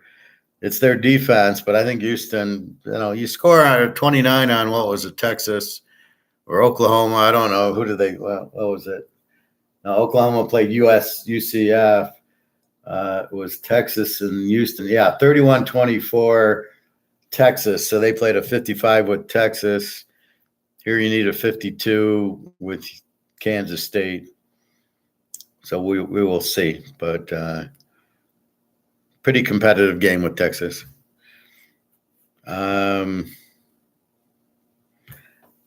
Texas A&M 14.5, 53.5. Again, now their quarterback's out, but their backup's pretty good. So on the Alabama game. Really good defense. What do we got? South Carolina's an over team, gives up 32. A&M's an A team. Look good against Alabama. Look pretty good against Tennessee, who looks pretty good, better than we thought against both A&M and Alabama. Their defense looks really good. Over under. So let's see. This is 1450. So yeah, that number hasn't changed. I think A&M kind of beats them pretty good here. They're laying 14. I think you can lay 8 with A&M. As far as over under, I wouldn't want to fuck around with the over with this A&M defense. So it could be an A&M play. Now, here's what I was talking about. I don't love it. I think it's a good play, but it's not a USC Colorado or USC Cal over. USC Cal over, I know, is a good play. I think it's a good play. I like A&M's backup. They got a good defense.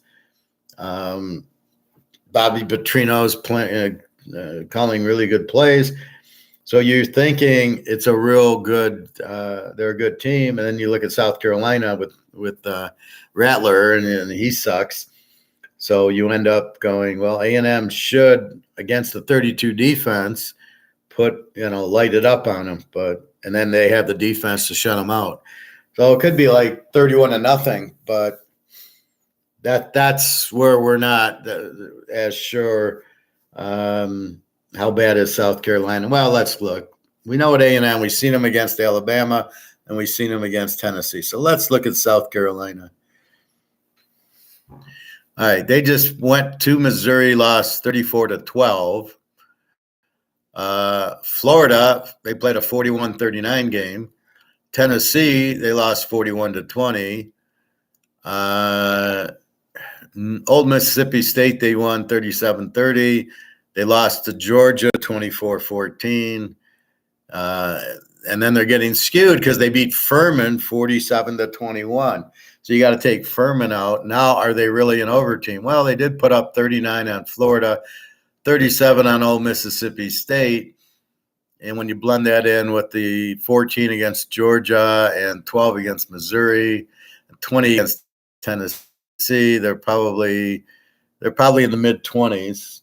It's probably a B team. Defensively, they even gave up 21 Furman. So 31, 21, 24, 30, 41, 41, 34. Their best outing was 21 against Furman, a 24 against Georgia, and then it's been 30, 31, 41, 41, 34. So they're definitely I don't know if they're an over team, but they're definitely got a terrible defense. Even with the Furman score in there, the 32 seems about right. So I think A&M will blow them out. South Carolina played Florida good at home. They got blown out at Tennessee. They got blown out at Missouri. Georgia wins by 10, which is still all we need them to do is win by 8. So I think A&M's a good play here. This is the art play, right? Once you break it down and look at what's happening, you go, yeah, they're not good with the Riddler. All right. SMU 20.5,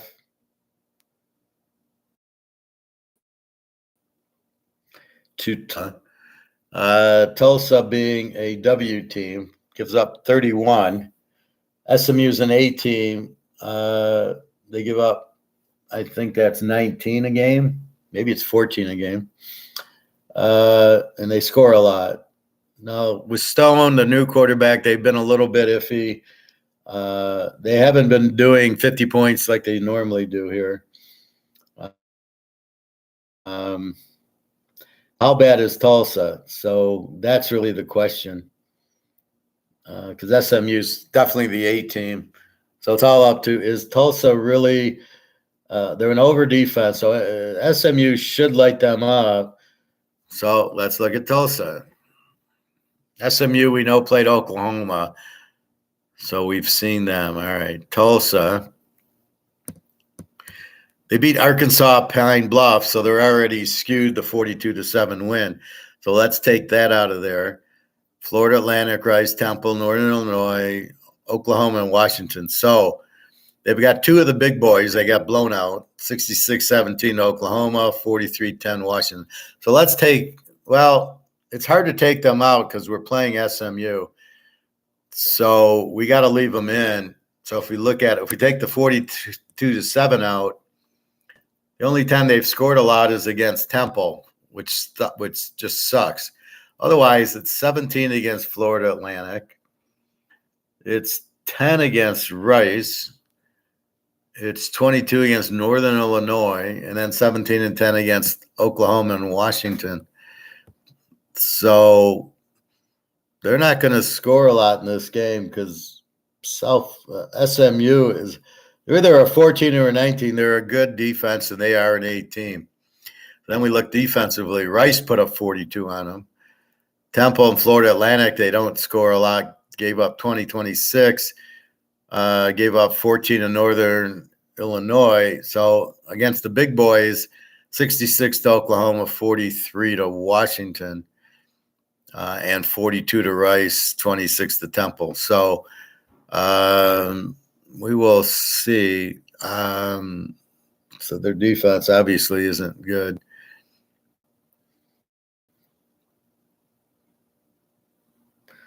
So Tulsa's probably a Z team. It's hard because you got teams like Oklahoma and Washington in it where they're going to get killed. They lost to Washington 43-10. I would expect similar fate here against SMU with Tulsa. Weak defense, so you can see they give up. Okay, Northern Illinois 14, 20 to Florida Atlantic, and then 26 to Temple. I mean, they give up 26, and then 42 to Rice. So they're probably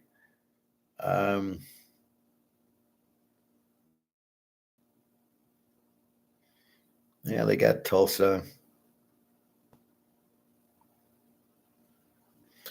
Yeah, I can see SMU putting up 45-50 here.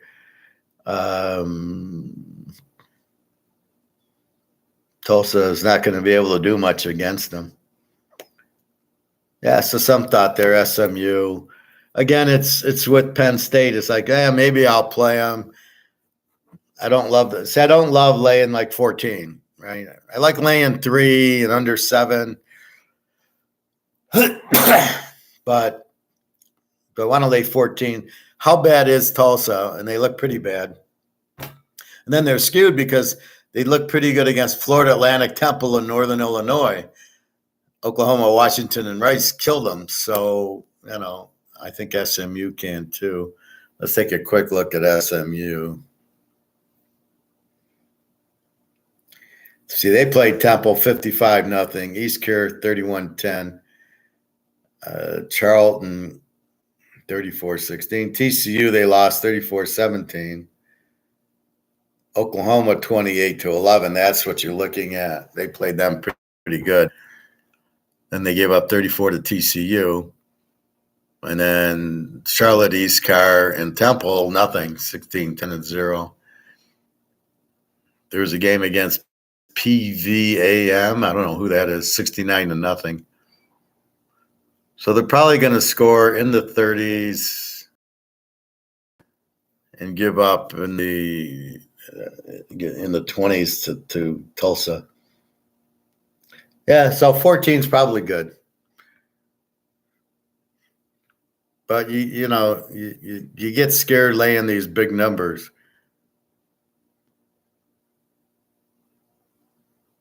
Western Michigan, Eastern Michigan. Western Michigan is 3, was 1, and 46.5 up from 45. Western's a W with a bad defense, gives up 34. Eastern's an under team. And the over-under 46. So this is probably an under game.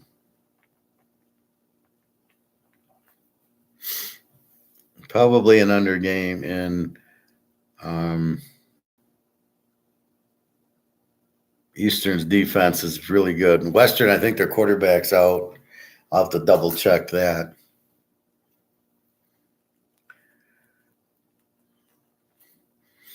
But Eastern's been an under team for us. The best one's Ohio. We've been making a lot of money betting unders on Ohio. And we know the MAC's pretty bad. But Western's got a bad defense. They don't have an offense. This shouldn't be. Eastern won't be able to really take advantage of their weak defense. Let's look at their weak defense. Was it probably against like Michigan and Notre Dame? Yeah, they gave up 48-7 to Western, 41-10 to Iowa, 49 to Toledo. And that was at 41 to Mississippi State, 31. 2017 with Ohio. So I'm expecting the same score there. Clemson 10, 43.5 to North Carolina State. Clemson's an A team. Just lost to Miami. They give up 21. North Carolina State's even, gives up 24. I don't know. Clemson haven't been. NC State's terrible. Probably an under. I don't know. I can't get a feel of either. I think NC State's not good. Clemson, I can't get a feel of. Just when you think they're good, they get killed by Duke. They lose to the Miami team with the worst coach in the history of life. So it's really difficult there. Do I trust Clemson? Because NC State's my bitch. I go against them. Memphis, 7.5, 68.5. Awfully high scoring game here. North Texas is an over. They give up 35. Memphis is the A team, gives up 23. I think you like Memphis -1, but you don't know. Over 68 is a big number. Memphis should score a lot. North Texas gives up 35, but they should be able to score. They got a good offense. Michigan State, Minnesota. Minnesota's 7-40. Jesus Christ. Michigan State's a W. They give up 28 a game. Minnesota's an under, gives up 24. Minnesota's just struggling. They did beat Iowa last week. 12-10 at Iowa, so it's an impressive win. They're struggling with the quarterback. Michigan State's bringing on the freshman quarterback. Michigan State, a 28 defense. Minnesota, which is normally a very good defensive team, giving up 24. It's a toughie. State played Rutgers pretty well. Then they ran into Michigan, and they had no chance. Again, I don't think I'd play the freshman quarterback against Michigan. I would have went to the other guy unless he's injured. I don't know. I think Minnesota wins at home by -1. I think they're a little bit better, but not a whole lot. Virginia and Miami. Miami is 18-46.5, down from 49. So the Sharps are sharping on Miami. Virginia just beat North Carolina. Miami, Van Dyke's fine. I looked, he's probable with a leg or something. So he's fine. So you don't have to worry about Van Dyke. Miami's the A team. They give up 19. And Virginia is the over team. The W that gives up 31. So Miami should certainly score a lot. They had a good game against against Clemson. They lost to North Carolina. They beat Clemson. What the fuck's going on? Should have been the other way around, but that's where like Clemson's just not as good. 18, another big number. You know, they lose to Georgia Tech. They lose to North Carolina. They beat Clemson. I don't no idea. I don't know. I got to leave this alone. They're not what they should be, what they appear to be.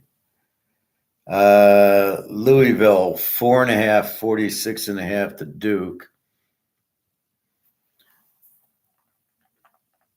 Duke with the tough defense, 14. Louisville with a good defense, too, at 20. Should be a defensive struggle. I like the under in the game. Louisville, 4.5. I would like Duke also. Strong, but I think the defense is the way to play it.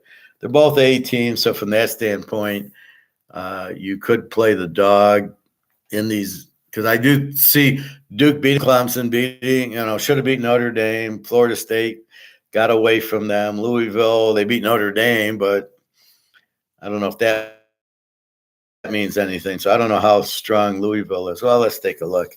Is Louisville really strong enough to beat my Duke team? They lost to Pitt 38-21. They beat Notre Dame, so they were flat after the win, as I thought. They beat NC State 13-10. They beat BC 56-28. Indiana 21-14. And Georgia Tech, they beat 39-34. So against high scoring, let's say, so who's the best defense? Notre Dame. So against Notre Dame, it was 33-20. There was a lot of turnovers by Notre Dame. So they didn't score all the points offensively, but still they played a 13-10 with NC State, a 33-20, so a 53. Here we got a 53. Yeah, this is an under. Then they lose to Pitt, and they still 38-21. It was a 59 with Pitt. I don't know where that's coming out of their asses, but hard to say. So I don't know how comfortable are with Duke and 10.5. They really only lost that Notre Dame game and then this last week to Florida State. So they got to put it. I think Duke is a good dog here, and I think the under is a good play here. Now that I see Louisville gives up 20, although they gave up a lot to Pitt, and then they played a 50-point game with Notre Dame. Duke's got a much better defense than Notre Dame, so we'll see. App State 16.5, 54.5.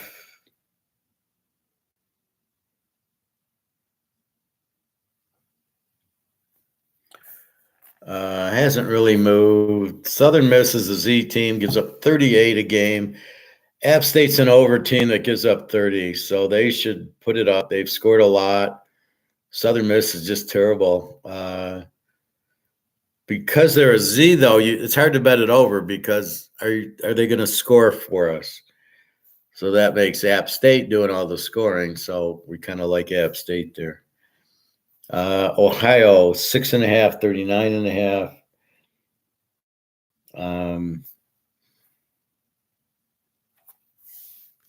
Miami of Ohio is an 18 with an under defense, a 19. Ohio is an under team with a 14 defense, and Gabbert, the Miami quarterback's out. So makes the under very, very strong.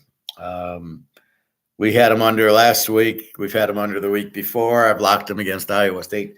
I think I've locked him twice, and I won both times with them. So without the Miami quarterback, and they're a good team, I think this is a very strong under game. Over under of 39.5, 40. So yeah, this should be good. Yeah. So keep your eye on this. Purdue, Nebraska. See the difference. Ohio, Miami of Ohio, good defenses. The quarterback's out. I feel very comfortable that this will stay under, and it's 40, not 30. So I feel 46. I just think it'll be low scoring. But you can see the difference versus the Penn State Indiana game. You're going, well, it's a big. I got to lay 31. It's they can win, but win by 14, and so you're. It's really a hard guess. This game's not, and so you can see why. That's what you want to focus on. That's what you want to put in multiple teasers. That's when you want to close a teaser with. You can close it with the USC over, and you go, yeah, I got 2 good picks in there. I'm not going to fuck myself losing the second game. That's been the problem. Well, even Monday night, I had the Niners. How the fuck? I think I played Denver and the Niners. Denver wins easy, and I got the Niners to just win. Even they can't even win against Minnesota, and you're like, holy fuck. That's the kind of luck I've been going through. Or I needed Buffalo, and they didn't even win to New England. You're like, oh, my God. But that's what's been happening. And you just scratch your head because they're good picks. All I can do is make good picks. Then it's up to the football gods. But it is very frustrating and confusing when you're not when you're missing really good pay. Frisco lost 2 in a row now. And now the ironic part, as I look at Frisco, Cincinnati, Frisco's like 13-0 as a home favorite.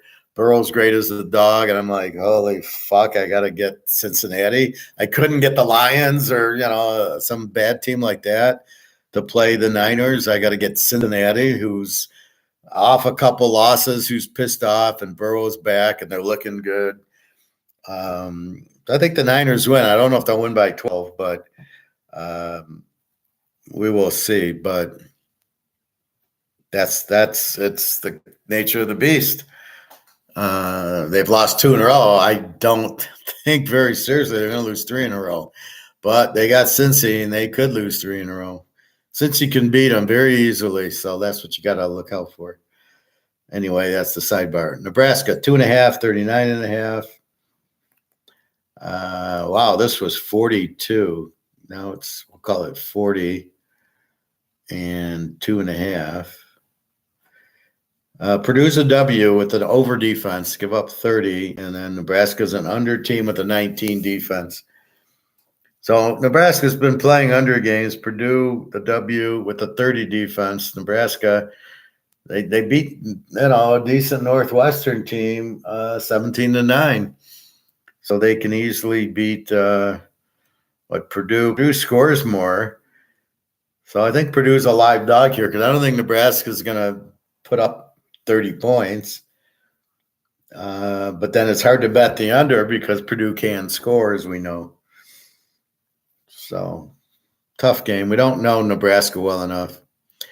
The game of the day, Oregon 6.5. Up from 5.5. And 47.5, down from 50. This was a 50. So this is why you bet early, because I like the under. I get it at 50, 56. Now it's 48. I've lost 2 points. It's already low enough to start thinking about over now with Oregon. I'm surprised it went down this much. That's really a bad decision by Vegas. 6.5. I think the only play you can have here is take Utah and 12.5. We know Rising's out, but they just beat SC. They beat UCLA. The game's at home. UCLA is probably comparable. They have a better defense than Oregon. And Oregon on the road, I don't see they light up Utah. I don't think anybody lights up Utah at home.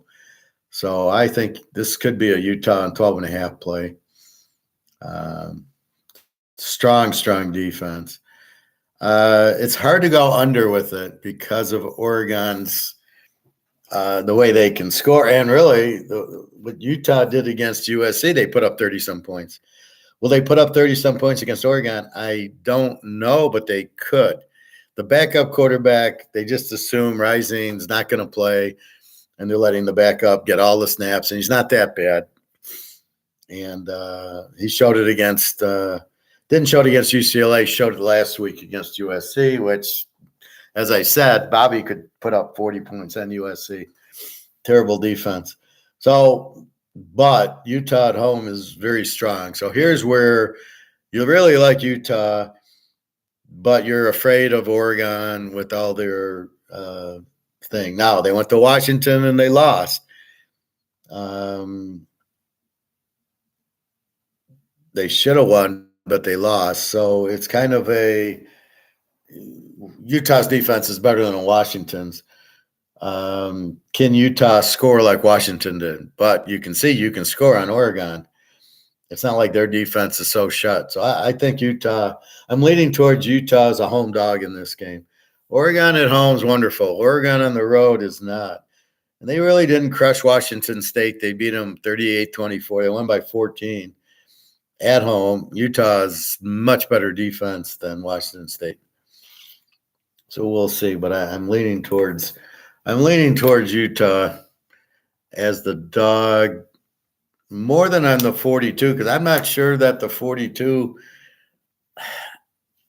I'm not sure 48. I'm not sure that I don't want to go over 42 versus under 54.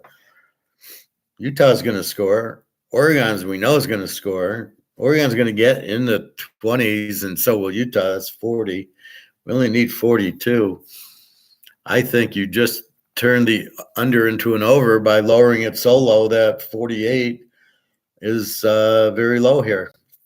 I think Utah can score, but again, it's hard to look at the USC game for any clarity on defense.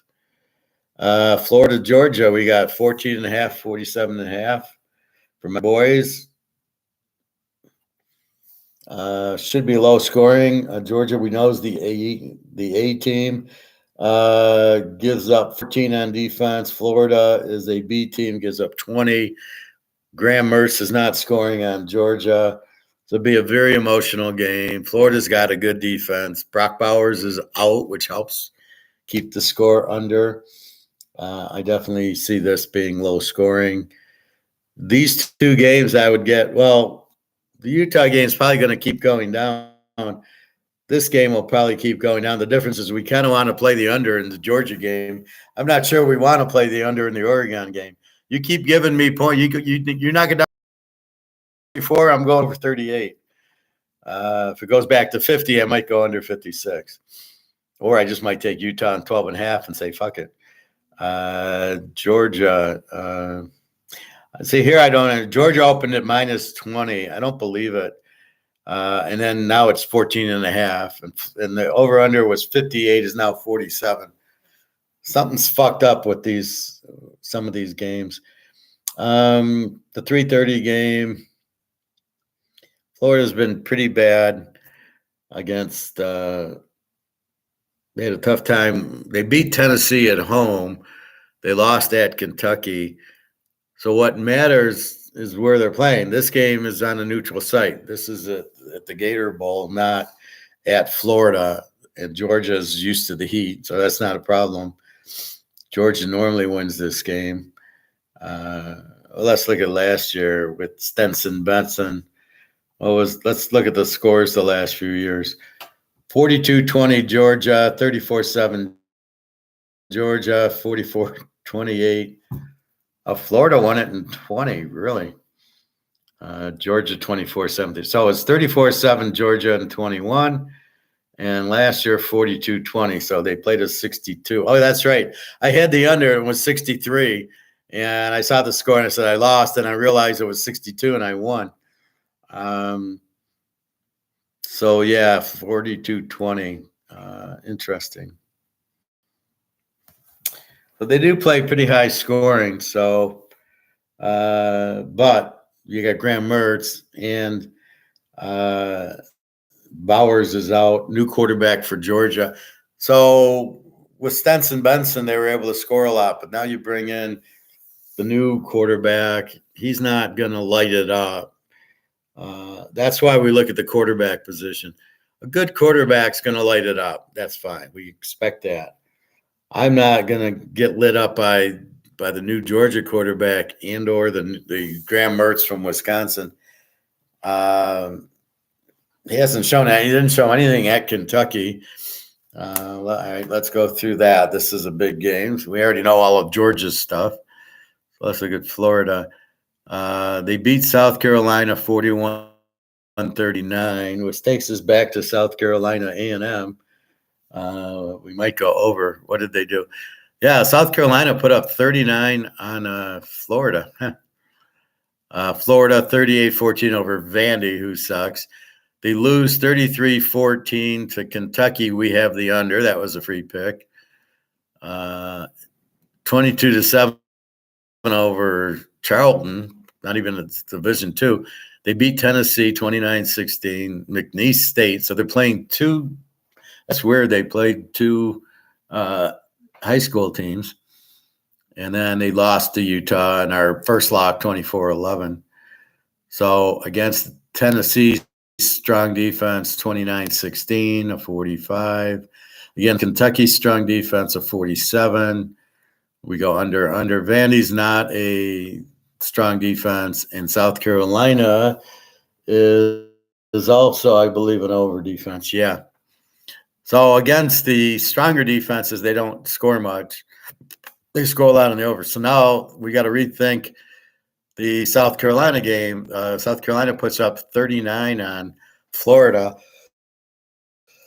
And this is where the problem is then. Do we trust A&M to beat them by 8? But if they put up 39, we see A&M, then maybe this game goes to an over because A&M is going to score a ton on this bad defense, right? That's kind of how the madness works here. You got 4 ways to play: over, under, team A or team B, favorite or dog. Work out the best, the scenario for the best outcome. And that's what we're looking at. So Georgia, Florida, I think with the new quarterbacks, I think it stays under. Because Florida against the better defenses, Kentucky and Tennessee, aren't doing anything. They're doing good against Vanderbilt and South Carolina. That's why you got to read between the lines. Against South Carolina and Vanderbilt, they're weak defenses. They're scoring. But against Kentucky and Tennessee, they're not. This is Georgia. This is the big boy. They're not going to score a lot on Georgia. Do I want Georgia -9? I don't think I do in this situation because now they do have Brock Bowers out, so that keeps it to an under. But it's a rivalry. It's almost like you want Florida in 21, but I'm not going to bet against Georgia. That just doesn't happen. You never make money betting against the big dog. Hello, Samuel. Notre Dame 20-44. Wow, this was 17. Big move up. We'll have to check for an injury there. Pitt's all over the place, Notre Dame. Okay. See, now are you getting excited because they beat SC the way they beat them? You have to understand they scored on a terrible defense. It doesn't count. You must go. Pitt's a 25 defense. Pitt's an E team. Notre Dame's an A. Pitt gives up 25 a game. Notre Dame's 16. This might be a good over. Let me see. So we know what Notre Dame. Well, Notre Dame's just struggling offensively. Terrible coaching. Pitt plays. They lose to Wake Forest 21-17. What a fucking mess this is. They beat Louisville 38-21, the team that beat Notre Dame, and they lose to Wake 21-17. So they're obviously asleep after the big win. They can't get up. They lose to Virginia Tech 38-21. They lose to North Carolina 41-24. They lose to West Virginia 17-6. They lose to Cincinnati 27-24. There's a whole bunch of loses going on here. They somehow beat Louisville. What the fuck was that all about? And then they lose to Wake. So I can see why the numbers on Notre Dame going to 20. Are we getting Louisville with a pretty good defense, 38-21. and they lose to Virginia Tech 38-21 and 41-24. I think this is an over, and it's 45. I think this is an over 39. Pitt's been scoring lately. Well, last week was, I don't know what happened with Wake. See, sometimes you get an under because of the penalties and the turnovers. You get 3 interceptions or a fumble, and then they go for it on fourth and don't make it. Turns an over game into an under game. That's also what's been hurting us is these teams going for fourth downs. What are you guys, and the funny part is they never fucking get it. Like you think at least if they'd go on fourth down, they'd pick it up. Half the time these idiots go for it on fourth down, they don't get anything. They lose yardage. The defense is committed to the run, and they do a run. At least if you did the Dave Casper play, I could understand that would work every time, which is fake into the line, let the tight end pretend to block, then go out. He's wide open because nobody's covering him because he pretended to block. He wanders out. He's wide open. So I don't know why they're not doing that more. But in this case, if I go to the Louisville game, 38-21, and VTech 38-21, and North Carolina 4, so most of these are high-scoring games. I don't know what happened with Wake last week, but I think this is definitely goes over 45, over 39. I mean, that's a really low. See, that's a really low game, especially Notre Dame's got Hartman, right? Now, do you want to lay 20? So if you get the Notre Dame blowout, you're going to get over 44. I don't know if you're going to get the Notre Dame blowout. This coach is so bad. I don't know that he can blow out anybody. They blew out Navy. That was it for the year, fellas. We blew out Navy. All right, Baylor, Iowa State. Iowa State 2.5, 47.5, up from 1. We love Iowa State this year. They got new quarterbacks throwing a lot of picks, so we don't love them this much this year. Iowa State's an under team, they don't score a lot, give up 20. Baylor is a W team. They don't score a lot, and they give up 30, but they got the quarterback back, so they're going to score more. So you can't call them a W right now. I think I call them probably maybe not an over team, but an E team. They probably they'll score you 26 here. They give up 30. Normally this would be an automatic under, but with Shapen, I'm not sure. Texas, BYU. Texas 17.5, 15.5.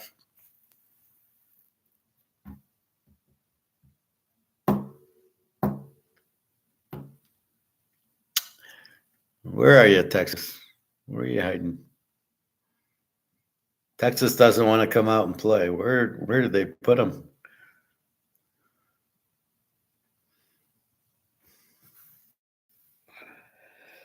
Oh, here they are. All right. Up at the top. 17.5, 15.5.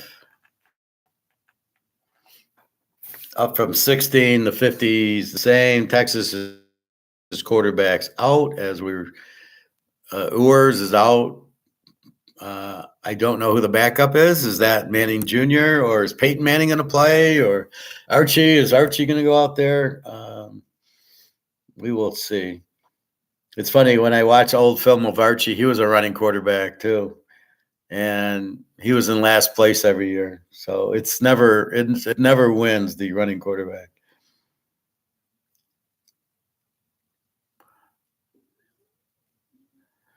BYU is an E team.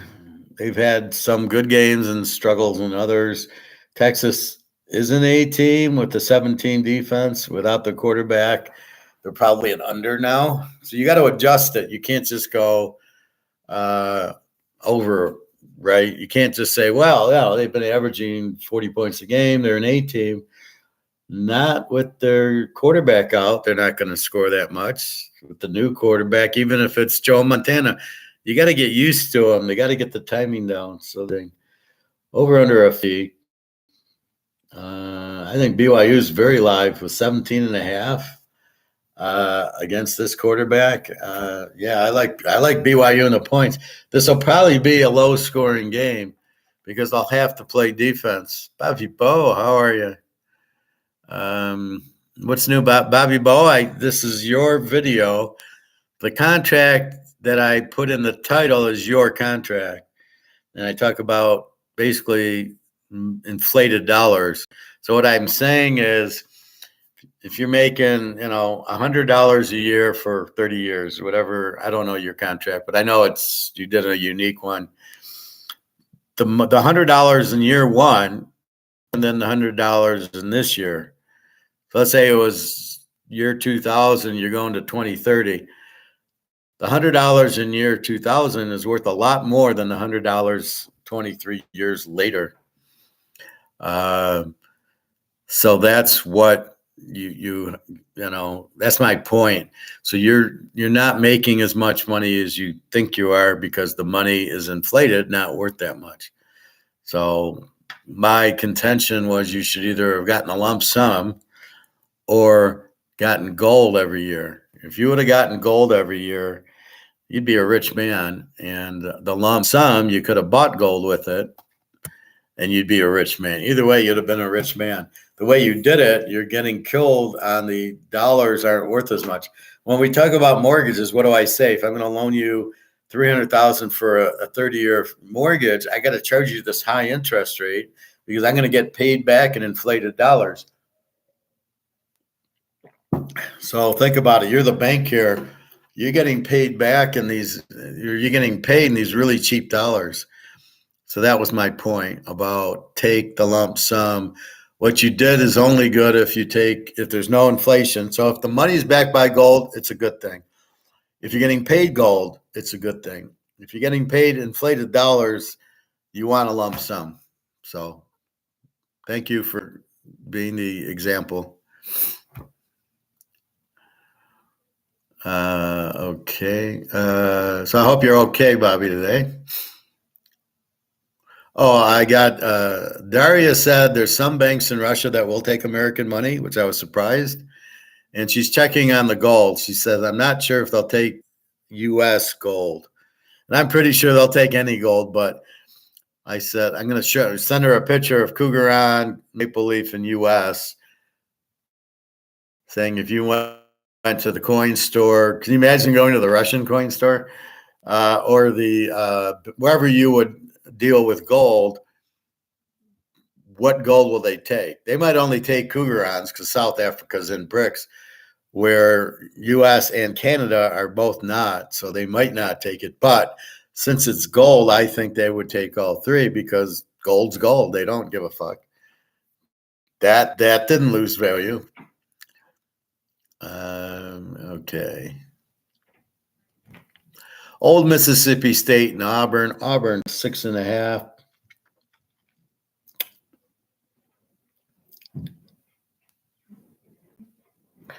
Okay, over here. Auburn 6.5, 43.5. That hasn't moved.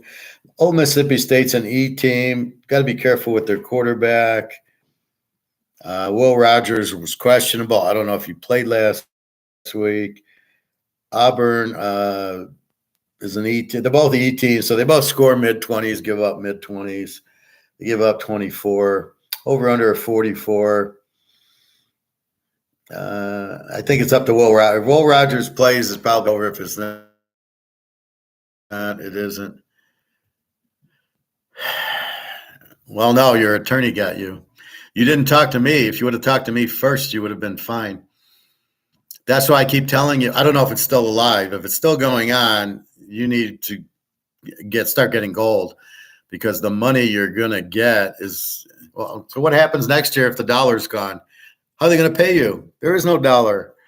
So you're really fucked if they can't finish out your contract because the money's not there. But in gold, you wouldn't care about it. Tomorrow is my big appointment to finally get the results of my endoscopy test last month. This is on what? Your stomach or your back or your I hope it's a negative result, which is good. So let us know.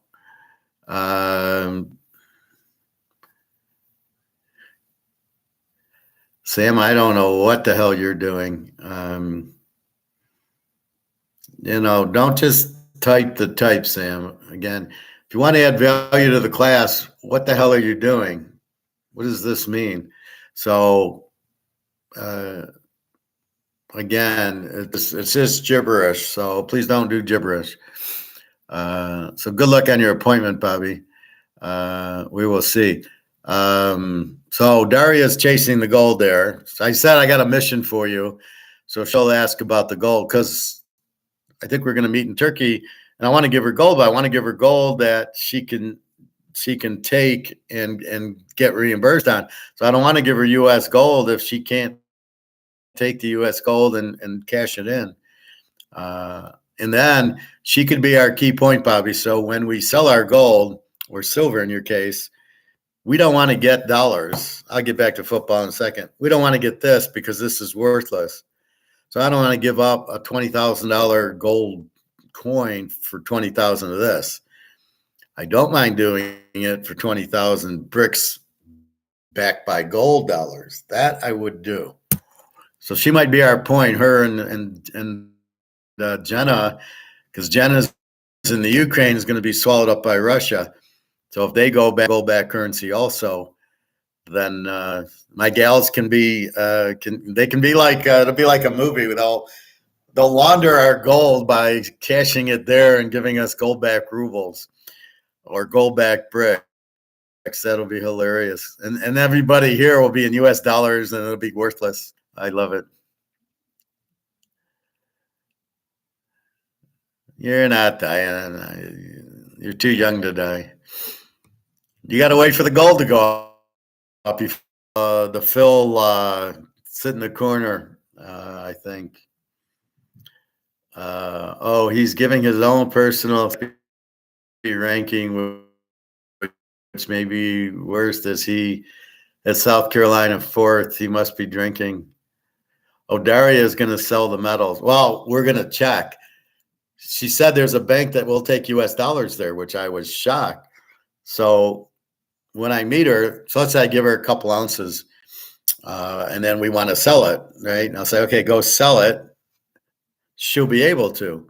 So I can give her Eagles or I can give her Maple Leafs. I prefer to give her Maple Leafs and or Cougar Ants. So yeah, she can take those and get gold back rubles with it. Fine, it's worth it. But I kind of want to wait till the gold back rubles or gold back bricks are out, and because we don't want dollars. So I figure what'll happen is dollars number one will come out. It's crashing. They're going to blame Israeli war. And then dollar number two will come out. And but I'm afraid I don't want to sell like $1,000 quarter ounce of gold or, and get the booby prize, right? I don't want to get these back. I'm getting rid of these by buying the gold and silver. I don't want them back. So it's not selling them unless I need the money, and I'm going to just take the money and immediately sell it because I can't hold the money. It might go to zero. Yeah, so Daria will, when we meet, I can give her gold as long as she can go to the coin store or the bank and cash it in and get gold back rubles. Then yes, I would have her do that. So it sounds like we'll meet in Christmas time in Turkey, because unless they end the war, I'm beginning to think they might end the war. That's what this Israeli war is about. They want to back out of the war, but because it's the U.S. and Russia, they don't know how to back out of it.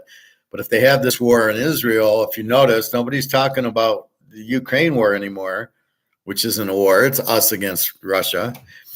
Then we can end the war and nobody will really know or pay attention, and we'll be busy with Israel. That's what I kind of think it is. I think the Russian war is about them going on a gold back currency. That's what that war is about. Russia said, fuck you, and it's harder than we thought, so we're backing out of that. Russia's going to hit the gold back currency. It's going to blow up the U.S. currency, and then they'll have the Israeli war, and they'll blame that for the inflation. That's my thought. So, yeah, Daria, Jenna's got money, too. If they go Russian, too, or she can do it, she can sell it just as easily. So I'm meeting her soon, I think. She won't give me a date. She's got one of your tests next week. She says it's 100. It's 1,000 HERVNA for her test. Well, when you do the math, 1,000 divided by 30, let's call it 40, is like $25 for their medical. So it sounds like it's a lot. It's 1,000 hryvnia, but when you divide it out into US, it's like $30. So it's like no big deal. All right. UTSA 18 and a half, 46 and a half to East Care. East Care is an under team. Give up 24 a game. They don't score. UTSA has Frank Harris back, is getting back to a B team. They give up 25. They're scoring like crazy. Over under a 46. It probably goes over. And then you've got, but will they cover the 12? Will they win by 3 touchdowns? That's always the tough question. USC Cal, this is our free one. USC 10 and a half, 66 and a half. Hasn't moved. Go over is the free pick, over 60. Cal's got a very explosive offense. Their third string quarterbacks turned out to be another Aaron Rodgers. USC can't stop a high school team. And so USC will put up their 40, and Cal's going to put up their 40, and we'll blow by 60 very easily. Bobby, she got to get T medical procedure done on stomach too? No. Jenna's got an ultrasound to do for women's parts. I think it's just a normal yearly physical. Daria, she's not doing anything medical, and that's it. So Jenna had to get her kid a medical for the Army, and now she's getting a medical just for the health. The kid had to get a shot, one of those, what do you call it? I can't think of the word, a vaccine. So the kid had to get a vaccine. I says, don't let him get a vaccine for COVID. She says, no, it's a child vaccine. I'm still going, don't let him get any vaccines. See, these countries, man, that she has to get the vaccine. No wonder they're all crazy. Jesus Christ. But I got her drinking. I got avocados and green tea going down her. All right. Tulane, 10 and a half, 54 now. This looks like a really good game against Rice. Rice is an over team. They score a lot, give up 27. They played Texas pretty well. So they played good teams. And here Tulane's an A with a 19. Should be a good game. I got to believe it's an over. I got to believe Rice can score. So you're looking at 48 here. I got to believe now Tulane's a pretty good defense. They're a 19, but Rice, you don't need one. And Tulane might get you because Rice has a bad defense. So Tulane could easily get you 30, and then Rice needs to get you 14, a little bit more. You need 48. So this should not have a problem going over, but I prefer the over to go over with, not the A versus over. Daria is the one who got her teeth done, right? Yeah, she got one side. There was 2 implants, and now she's getting the other side. She's done phase 1 where I don't know how it works, if they pull the teeth and get the gums ready for the implants or not, but she's done that. So now it's like a month later, she'll get the implants in. Yeah, they need to stay away from those shots. Well, this is Russia and Ukraine. Yeah. You do that and you go to the Russian front. My ginger tea bowl, go get your ginger tea. Well, it's very healthy for you. You put cinnamon in it. You don't need pop anymore. And be careful. I know you work out, Bobby, about Gatorade. It's all sugar. You don't want to drink Gatorade. You're better off putting this, like I do, the pitcher of ginger and lemon and cinnamon, and just use that as your kind of juice. But you really don't want, be careful on Gatorade. That'll really kill you. Good to sip on while in class. Thank you, Bobby. It's good. I had to get coffee. I was falling asleep. I was very tired for some reason, and I needed my coffee too much sugar I've been drinking, so I had a hard time waking up. And my alarm went off, and I couldn't get out of bed. I hope our gold goes up soon. I'm kind of anxious to basically just do this and swim every day and not have to get up early and not have and roll around in my gold, in my silver. 600 ounces, Bobby. 600 ounces of silver. Where are you at with your silver? Did you hit 100 ounces yet? No, but I did play Egon today. So I went through about 10 minutes of this first thing. So the first 20, 30 minutes of class is this. Well, it's your contract, and then it's this. So if you want to listen to it, I could play a few minutes again. But it's basically just saying that the dollar's collapsed. It's worthless. Nobody wants it. All the country's getting out. I'm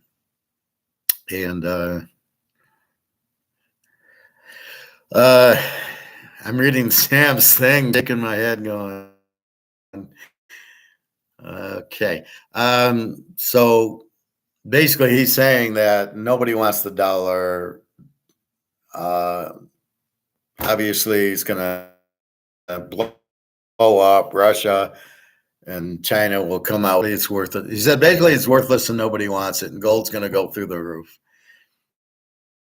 That's what he said. He said he doesn't believe in a reset, and he doesn't think it'll just go like that. Like now it's 25,000, but he thinks it'll really go up because there'll be huge demand by all the central banks, and there's not a big supply, especially when Russia and China have 100,000 tons of the 240,000 tons of it.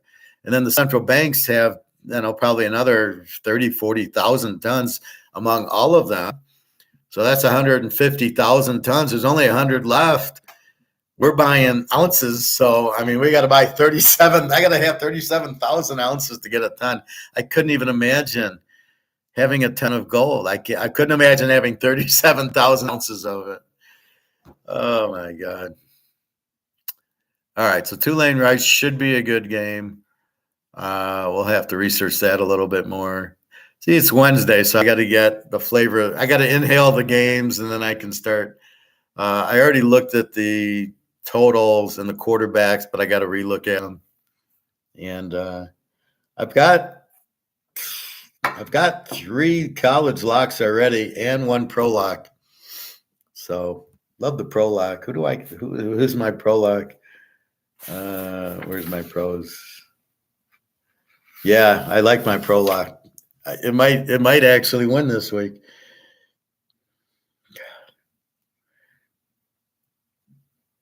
I was looking at the Frisco-Cincinnati game, and I love Cincinnati, and then I looked at the trends, and Frisco's 13-0 as a home favorite, and I'm like, you've got to be fucking kidding. Off of 2 losses. Oh, my God. And then I was going to play Minnesota, and now they're the favorite. They went a 2-point dog to a 1-point favorite. Fuck. I was going to lock Minnesota in 8. Now it's like now they jump to the favorite.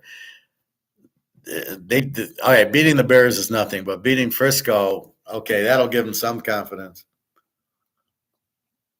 So even if you make the cold water, there's ginger and cinnamon in here and some lemon. So you don't necessarily have to heat it. You can put it in the pitcher and put it in the I got to get some new cinnamon in it. You can put it in the fridge. So if you want cold, sometimes I want it cold, sometimes I want it hot. But what I do is I boil the water, pour my coffee in the cup, and the rest I pour into the pot with the cinnamon and the ginger. So I will do that. And then I just have that sometimes. So, yeah, that's the healthy way to go.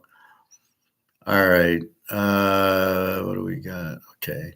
UL Monroe is favored over somebody. Oh, my God. 2.5, 56.5. Against Arkansas State, which is the Z team. They give up 35, but Lou Monroe's a Z team. gives up 33. I would imagine this goes over because it's two terrible defenses, and all of a sudden the Z teams who are having trouble scoring against these defenses, they can score. So I think this is an over, but how do you play that game? Lou Lafayette, South Alabama. South Alabama, 10.5,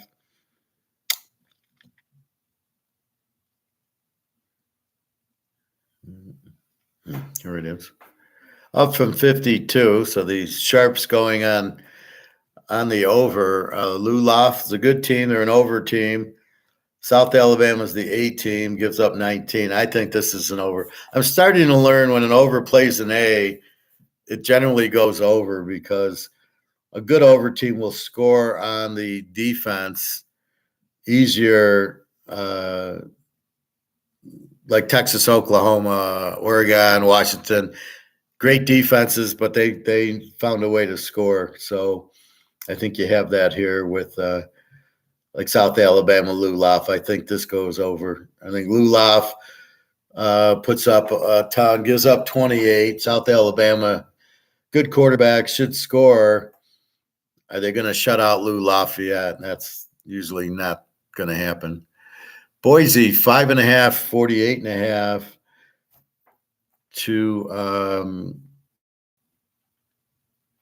to Wyoming. Wyoming's been playing pretty well. They're an A team. They score mid-20s, give up mid-20s. Boise's an over team. They're scoring and giving up 31, which is unusual for Boise. So Boise's turned into an over. And in that league, everybody's the over. Wyoming, it's a 49, 48.5. I think this goes over too. At Boise, I think it goes over. Because Wyoming's given up 26. They scored a lot on Texas Tech, scored a lot on a few games. They're better at home, but I think, what was it? They played last week or the week before a good team. Oh, my Air Force, and Air Force had to score late to get the win. But, yeah, they're a good team, Wyoming. I think they might win the game. Marshall, Coastal Carolina. Grayson McCall's out. He's injured. He's not playing. That's going to hurt them. The line's now 4 for Marshall and 45. Now, that makes sense because you got McCall out. There's not going to be a lot of scoring. However, Marshall's an over team. Gives up 27 a game. Coastal now is probably an under team because they're not going to score. They give up 23. Now, if Coastal is favored, I would take Marshall as the dog because they're not going to score a lot. But Marshall being favored, I don't know if I can take Coastal as the dog. So I think all you can do is play it under without McCall. All right, Bobby's game. Tennessee, 3.5, 51.5 to Kentucky. Tennessee's an A team. Looked pretty good last week. Gives up 20 a game. Kentucky, B team, gives up 24. Over under of 52. I think Tennessee looks very strong defensively. And again, one of the touchdowns by Alabama was a strip sack, which they always – I've never seen a team like Alabama that will score 50 points, but it'll be a punt return and a strip sack or a pick six for 14 of the points. They do that every fucking year. It's unbelievable. So Kentucky, Tennessee didn't do well at Florida. Kentucky beat Florida. Kentucky's got a pretty good defense. This should be an under 52, under 58. Yeah, absolutely.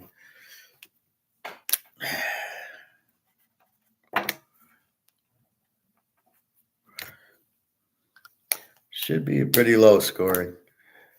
Should be. Air Force, Colorado State. Air Force, 12.5, 48.5. I don't understand what's going on. Their quarterback is not listed as injured. I thought he hurt his ankle or leg and was out. Yeah, Bobby, figure January. Like I said, Christmas, you want all the girls and family to buy your gold. That's exactly what you need. And then I think after the holiday, I would plan that. I'd plan like you got 2 months left. So Air Force, the quarterback shows he's playing. I'm very confused. I thought it was a serious injury, but I guess it was just a sprained ankle. So he's back. Colorado State's an over team, giving up 34. They haven't been scoring as much lately. I don't know if there's injuries, but I don't know. Not to the quarterback, but to the running backs. But Colorado State isn't over. But Air Force just is a dominant, strong defensive team. So not a good betting angle here. Washington, 26.5, 59.5 to Stanford. Stanford's the Z team, gives up 37 a game. Washington, we know, is the killer team, gives up, looks like 19. I like Washington. So they beat Oregon, then they're flat to Arizona State, which I thought they would be. Now they come in against Stanford, who's the Z team. They can only beat Colorado, and they got their win. So now they're going to get crushed by Washington. I like Washington laying 20 here. Yeah, they were flat, but they still won against Arizona State. So yeah, it was a close one. They won, but now they got their attention. They're like, okay, you beat Oregon, now you need this. This is Stanford. This is the Detroit Lions of the Pac-10. So they're going to crush them. Troy, Texas State. Troy, 5.5, 52.5. Troy's a B team, good defense, 17. Texas State's the over, 28. I think this is an over. I think Texas State will certainly score on Troy, even though it's a 17. They beat Baylor, and then Troy can score on Texas State's defense. So I think over is a very good play here. So you can see my dilemma. As I can figure out the games, I can't bet all these games. So how do I take them, put them in good teasers? So I've got winnable with winnable and not winnable with risk. And how do I throw out some of these games? So there's better play, like the USC over is a better play than this. Where am I at? This Troy, Texas State over. Yet the Troy, Texas State over will win, and I'll say I didn't bet it.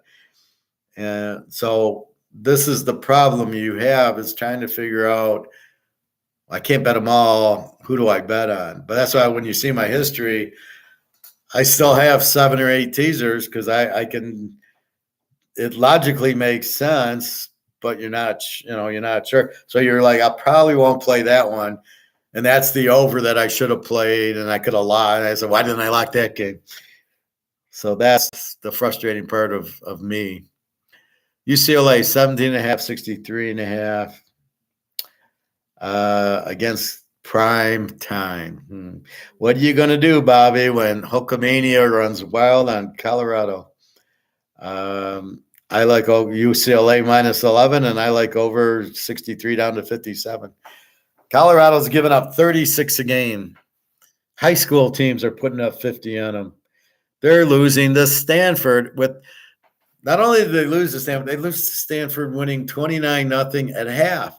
So all they have is 1 half left, and they're up 29-0. I don't know, Prime. You're going to go into pros, so you're going to wait to see who drafts your son, and then you'll be the coach. Yeah, let me be the coach. My son's on the team. I got to coach him. Oh, God. So, what can I say? Colorado is going to have a hard time scoring on UCLA. UCLA's a strong defense of 15. They need the game. They lost Utah. Good fucking team at home. And I just think this will be like the Oregon game. I think they're just going to crush them. I can lay 11. Do I think Colorado, and again, they're going to fix the game. So prime times, kid, they'll call pass interference every other play. I can do that or go over 63. But against this defense, I'm a little scared to go over 63. Well, 57. I think UCLA puts up 45 easily. Colorado, will they put up 20 is a 65. So it's 45 for UCLA because they're going to light, Chip Kelly's going to light this defense up. And then it leaves, does Colorado answer or does UCLA them out?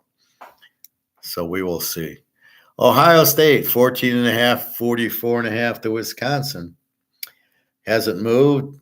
Ohio State apparently is an under team. I got him as an A team, but I'm questioning that. Wisconsin, quarterback's out. Mordecai hurt I think he broke his wrist. He's gone.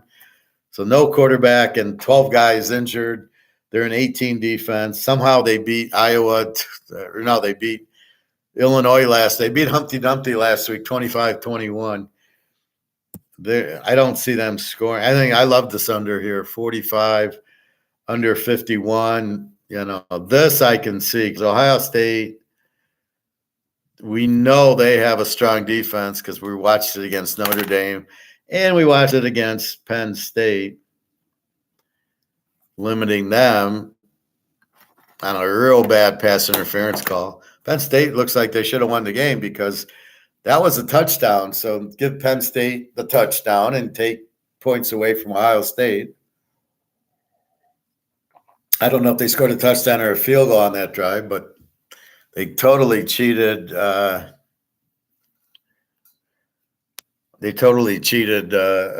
State there. So Ohio State's not showing me anything. They're not showing me an offense.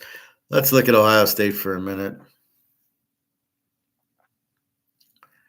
All right, so Penn State 20-12, 41-7 to Purdue, 37-17 to Maryland, 17-14 to Notre Dame, 63-10 Western. I don't know where they got that from, and Indiana 23-3. So they're struggling, but you can see Penn State's a 32, but even Purdue's a 48 and a 31 with Notre Dame. What was Penn State and Notre Dame? 31 and 32, and you've got them here at a 45, which goes to 51. I don't see how Wisconsin's going to score. And frankly, I don't see how Ohio State's going to score. I would not. I don't want to lead 8 in this game. No fucking way. So I think Ohio State wins because Mordecai's out, but I don't think they score a lot. I don't see the Tide this week, Bobby. Ole Miss, 24.5, 63.5. They play Vandy. Vandy's an over team. Gives up 34. Not bad. They've been scoring. Ole Miss, we know, scores a ton. They're laying 24. They're an 18 with a 23 defense. I think Ole Miss wins, but I think Vandy can score on them. So probably over 57. Again, I lay 18, and then Vandy's going to score. They got a good offense.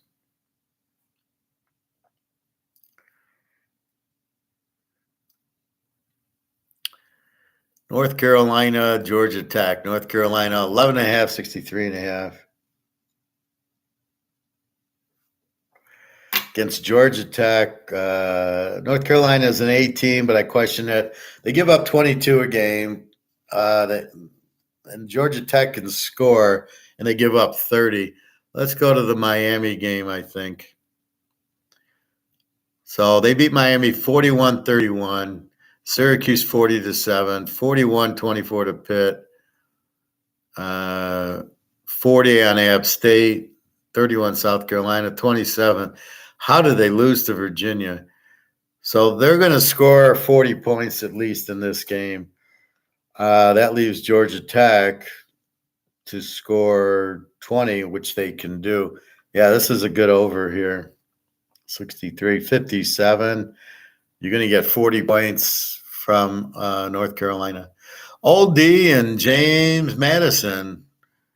I'm surprised they haven't named the college like The Rock or Stone Cold. I mean, you're coming up James Madison, Old Dominion. You name a college Old Dominion, you can't name them The Rock College. All the kids would go there. James Madison, 19.5, 48.5. Well, that's up from 17 and still 48.5. James Madison's the A team, gives up 19. Old D is an E team, gives up 25. Over under a 49.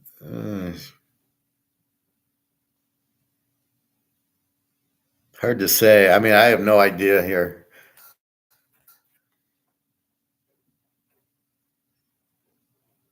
We'll have to study. Washington State, Arizona State, Washington State, 5.5, down from 7, and 51.5 from 51, hasn't moved. Washington State's an over team with Cam Ward, highly overrated by our friend, and Arizona State's a W. They give up 26. They've had quarterback problems with injuries. They did play USC tough. They did play Colorado tough. Washington State, another passing type of team. In the desert always scares me. I don't know. We got to check the Arizona State quarterbacks. Oak State, 7.5, 52.5.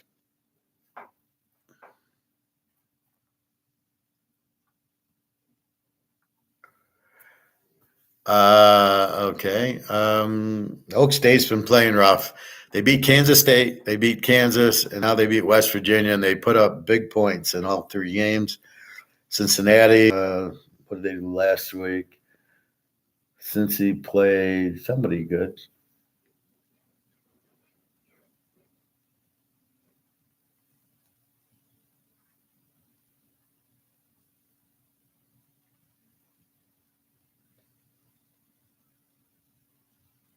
Let's see, where are these boys?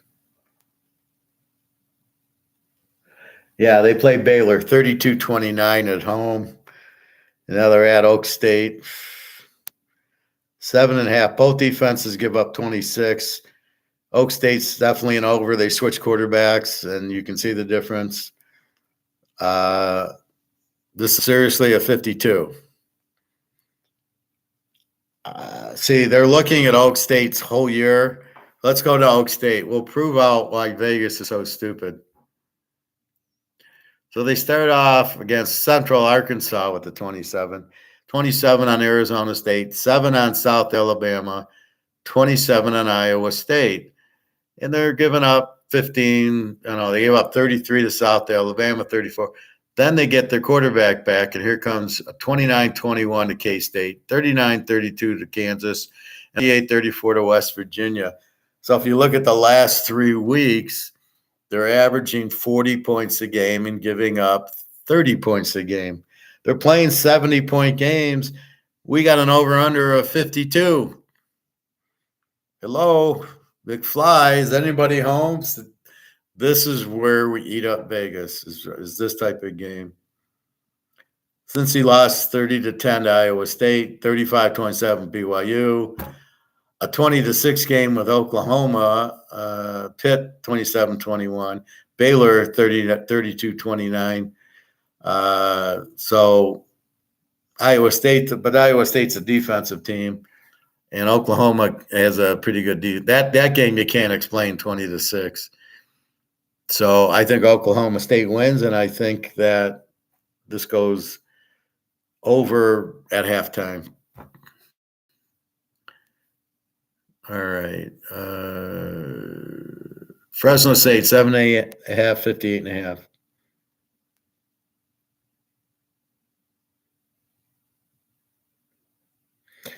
58.5. Down from 9. Mikey Keene's injured, questionable. He's from UCF. Vegas is an over team. They've been scoring. They give up 26. Fresno State is an A team, gives up 20. The question's going to be basically Mikey Keene or whoever their backup is. Mikey Keene. What is it? Michael? He can't be Michael. I'm Mikey Keene.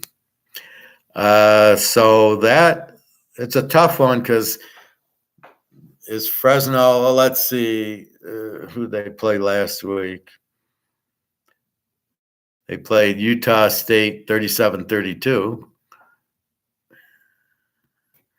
Wyoming, they lost 24-19. Nevada 27.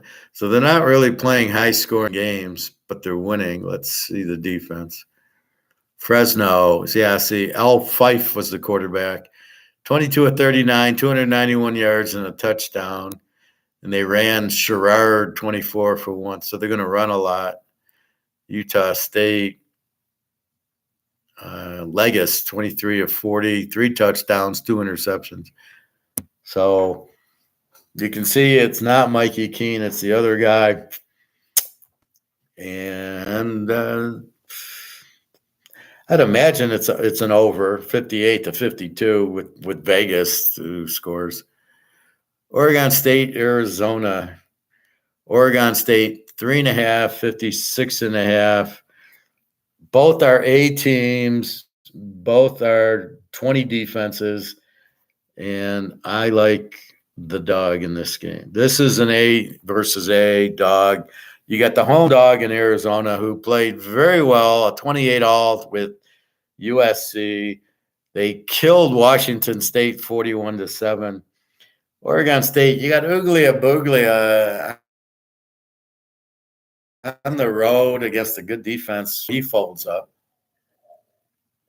They're a better team at home. They beat UCLA at home. They went to Washington State and lost. Now we see Washington State's not all that good. But Arizona at home, they got the backup quarterback who looks pretty good. They've got a really killer defense. Well, they got a 20 defense. So this is a very I like the dog here, and it's a 3.5. So just check the injuries there. But here I like Arizona. That's a pretty good play. So you can see a lot of the times I'm kind of juggling it, and I go to the total. Like USC, Cal, I'm not fucking around. They're laying 10. They can't beat anybody by 10. Cal's got a strong offense. Now, as much as I would like Cal in 16, I love the over of 66, right? That makes the play over, not Cal in 16. Although Cal in 16 is going to be a winner because USC just basically is a terrible defensive team. They can't hold a lead. They couldn't hold Colorado. Cal's very explosive, though. Both teams give up 31, and both teams are very explosive. So I was watching the Cal-Oregon State game, and I was just shocked. I'm watching them go up and down the field. Oregon State scores, Cal scores, and Cal looked fucking good. So, yeah, do I think Cal in 16 wins? Absolutely. Do I think it goes? Absolutely. USC's lost 2 in a row. USC might lose 3 in a row. This Cal team is very good. And let's not forget, USC has no defense. Like I said, buddy, I think you could throw for 450 on USC's defense. Anyway, poor Samuel. When did the accident happen, Samuel? When did you lose your mind? Poor Samuel.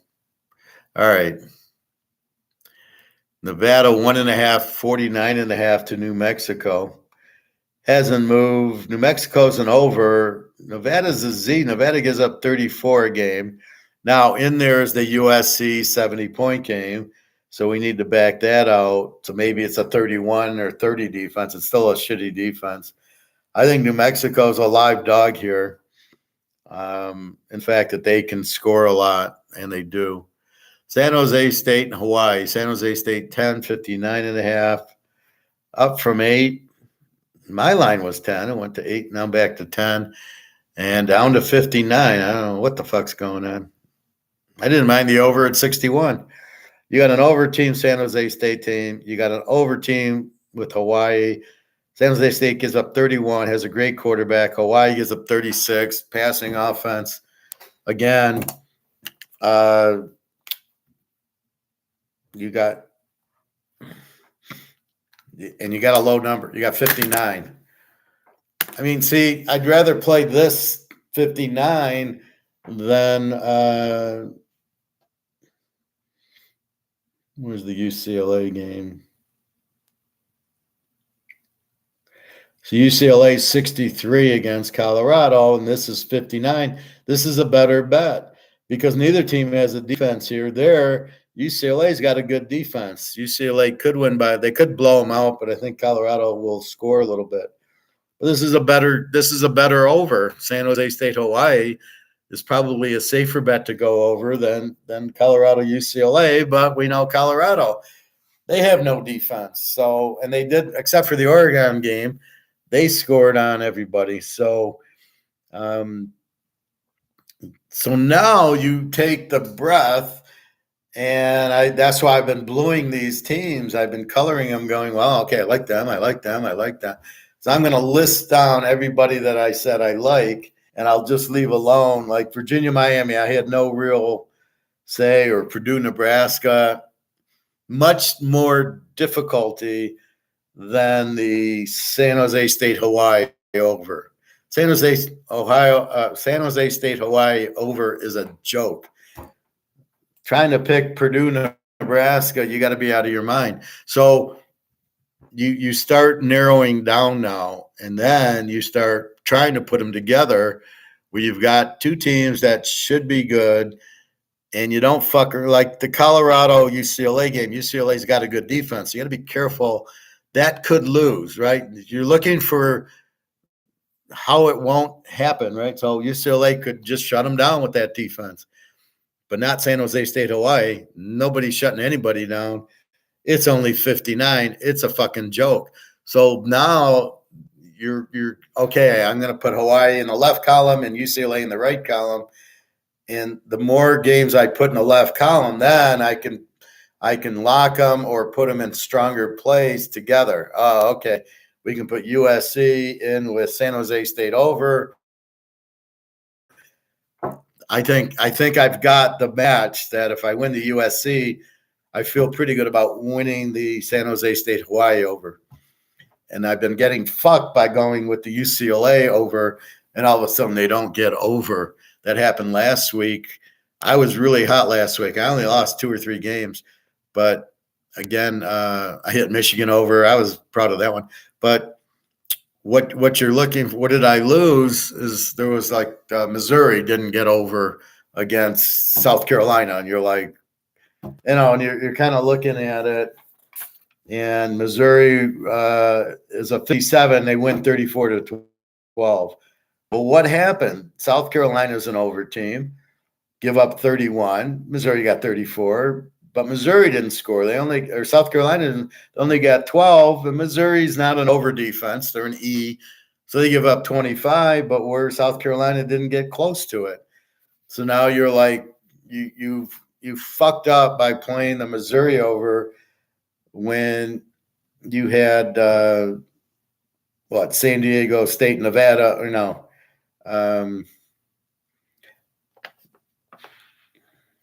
Where's your over? Michigan over. Where's my overs? Here, Utah State, San Jose State, 42-21. Then we got deceived on UNLV, Colorado State was a 62 over under, and Vegas only scored 25 on the 35 defense of Colorado State, and Colorado State only got 23 on Vegas. So what should have been a 70-point game was a 48. So those didn't go as expected, but I should have put Missouri with the Colorado State, and then the San Jose State with the Oklahoma State. See, so you've got to be careful who you're piecing it with, because you got an easy winner with Oak State, and then you play it with, then you're going to play it with Missouri, and Missouri's 24-12, and you're like, what? That halftime? I mean, what the? So that's where it gets you. So you can pick the one, and then you got to be careful on the other. So that's where I kind of am now trying to be more careful. All right, is there any way this over doesn't go over? And I mean, sure, there's ways. It's injuries. A lot of the times it's turnovers and or the going for fourth down and not getting it. So you drive down to the 10-yard line, 4th and 5, you go for it, you don't make it. You've just fucked your over, because they should be going in for a touchdown, but you've just used up the clock, and now the other team gets the ball at the 10-yard line. You're fucked. You got to go for it on midfield, and at least they go for it on the midfield. If they don't make it, the other team gets it, doesn't need far to go. If you make it, you're moving in. So that's where you want to be. The turnovers can't happen in the end zone. You don't want a lot of turnovers. You don't want a lot of fumbles. You don't mind the stupid pass interference penalties, but it's the turnovers that kill your overs. It's where they happen. If they're pick sixes, you're fine. If they're in the other end zone, then you don't score and they got the ball at the 20. So that's really probably what happened in those games, were probably turnovers, which you don't know. You can only go by, well, they give up 36 a game and they score 12, and you're like, well, really? So that's what it looks. So that's your next phase is, okay, we've figured out the teams, and look, we got overs and overs. We looked for other comparable games. We looked at Ohio State, Notre Dame, and Penn State were really low scores. They got Wisconsin. I would expect another 17-7 score. They're 45. We can go under 51. The only risk is if Ohio State scores 50, which I can't imagine that happening. Their quarterback sucks. Wisconsin's got a pretty good defense. So we know Wisconsin has like 20 guys out, but they seem to be okay. Or UCLA, Colorado. UCLA is going to score 40 points on them. You're laying, it's a 63, it's a 57. Will Colorado get the 20? So if everything goes normal, yeah, they'll go way over. It's the Oregon game when they don't score, and so that's why you got to be careful of the good defensive, betting the over on the good defensive teams, when you can bet the over on the over games. On San Jose State, Hawaii, there is no defense. That should go. There's no reason that won't go over. You do have a little bit of UCLA might shut them down, and then Colorado doesn't score, you don't get the over. So that is a possibility that you're looking at, right? Wait a minute. I got a tough defense here. They might hold them. Even though you see the Texas-Oklahoma game going, these are real two tough defenses, they still score 64. And then Washington, Oregon, two really strong defenses, they got 69.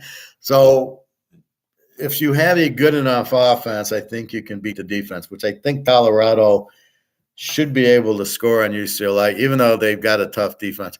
I think as this evolves, that you start looking and going, it's the weak offense that's going to have a problem here, but not Colorado, not USC. Believe me, USC, well, look at Utah, UCLA was low scoring because you had two strong defenses and not strong offenses. Maybe with Rising, but without Rising, and UCLA had you did not have strong offenses. So then it wasn't under. But if you're got the strong offense, Oklahoma, Texas, Oregon, Washington, the defense can't really do anything. As good as they are, that's against a weaker defense, weaker offenses, not against the super strong offense. So I think that's lesson learned there of really what you're looking for. So those aren't the picks, but that's analyzing 501, a master's class. That's how you analyze it.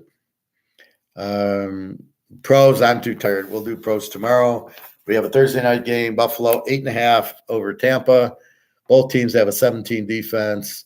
Mayfield against Allen in a 43. Buffalo off a loss again.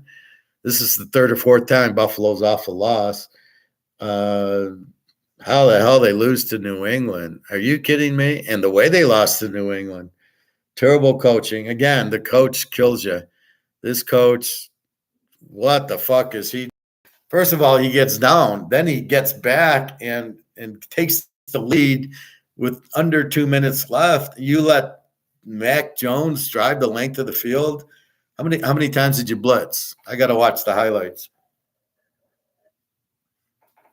How many times did you blitz in the game on that last drive there, buddy? Like, the answer should be every fucking play.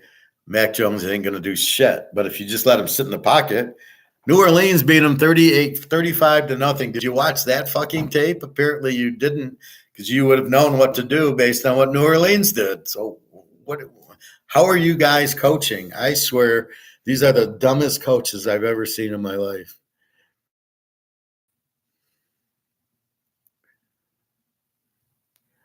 Okay, Sam, have a nice night. So we'll get into the pros tomorrow, but there is the Thursday game. So tonight we have the Jacksonville State, Florida International, UTEP Sam Houston. Jacksonville State 8.5 and 47.5. They're the B team. They only give up 19. Florida International is a W team. Means they don't score and they give up 27. So Jacksonville State should win. It's at Florida International. Do you want to go over or under? I don't think you have much scoring. But here's what I'm talking about. Jacksonville State with a 19 defense, and then you get Florida International, who doesn't have much of an offense. So I don't think they should score. So what I'm driving to is this is what I'm analyzing. Does a W have a hard time with the U? So now I'm going to go back and check that out. I think that's where you go under with the A and B teams. Then their defense shines, but not against a powerful offense.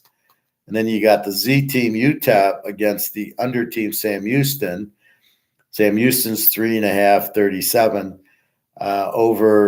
They both give up 26. So notice these are brand new teams, Sam Houston, Jacksonville State. And look who's on TV on a Wednesday night. So who knows? They've just started playing Division II. How the fuck do you start betting these teams? And yet look what's on TV. I mean, two garbage teams that you don't have a fucking idea on that have played now, at the most 7 games. I'm going to take Jacksonville State. I mean, give me a break. So that's what makes it tough. And I would just ignore tonight's games because it's Wednesday night. Tomorrow you're going to be interested in the Buffalo game. And then we've got a couple of Syracuse, Virginia Tech, Georgia State, Georgia Southern. So there's a couple of normal college games tomorrow that you might want to look at. And then, like I said, the Buffalo game against Tampa. And again, it's just the pros are just terrible, terrible coaches, incredibly bad refereeing, bailout calls galore. These refs are horrible. If they're telling them to make more calls, that's ridiculous, which is probably what's happening. Oh, it's close, call pass interference. Keep the rating, keep the score close, keep the ratings in, which sucks. So it makes it very difficult. What are we at? 3 hours? Okay. So I got one lock already in the pros. One free game, Philadelphia over Washington. We're betting on the cheaters, but that's okay. Well, as long as they're cheating, we might as well bet on them, right? We don't care how we win if we bet on the cheaters or not bet on the cheaters.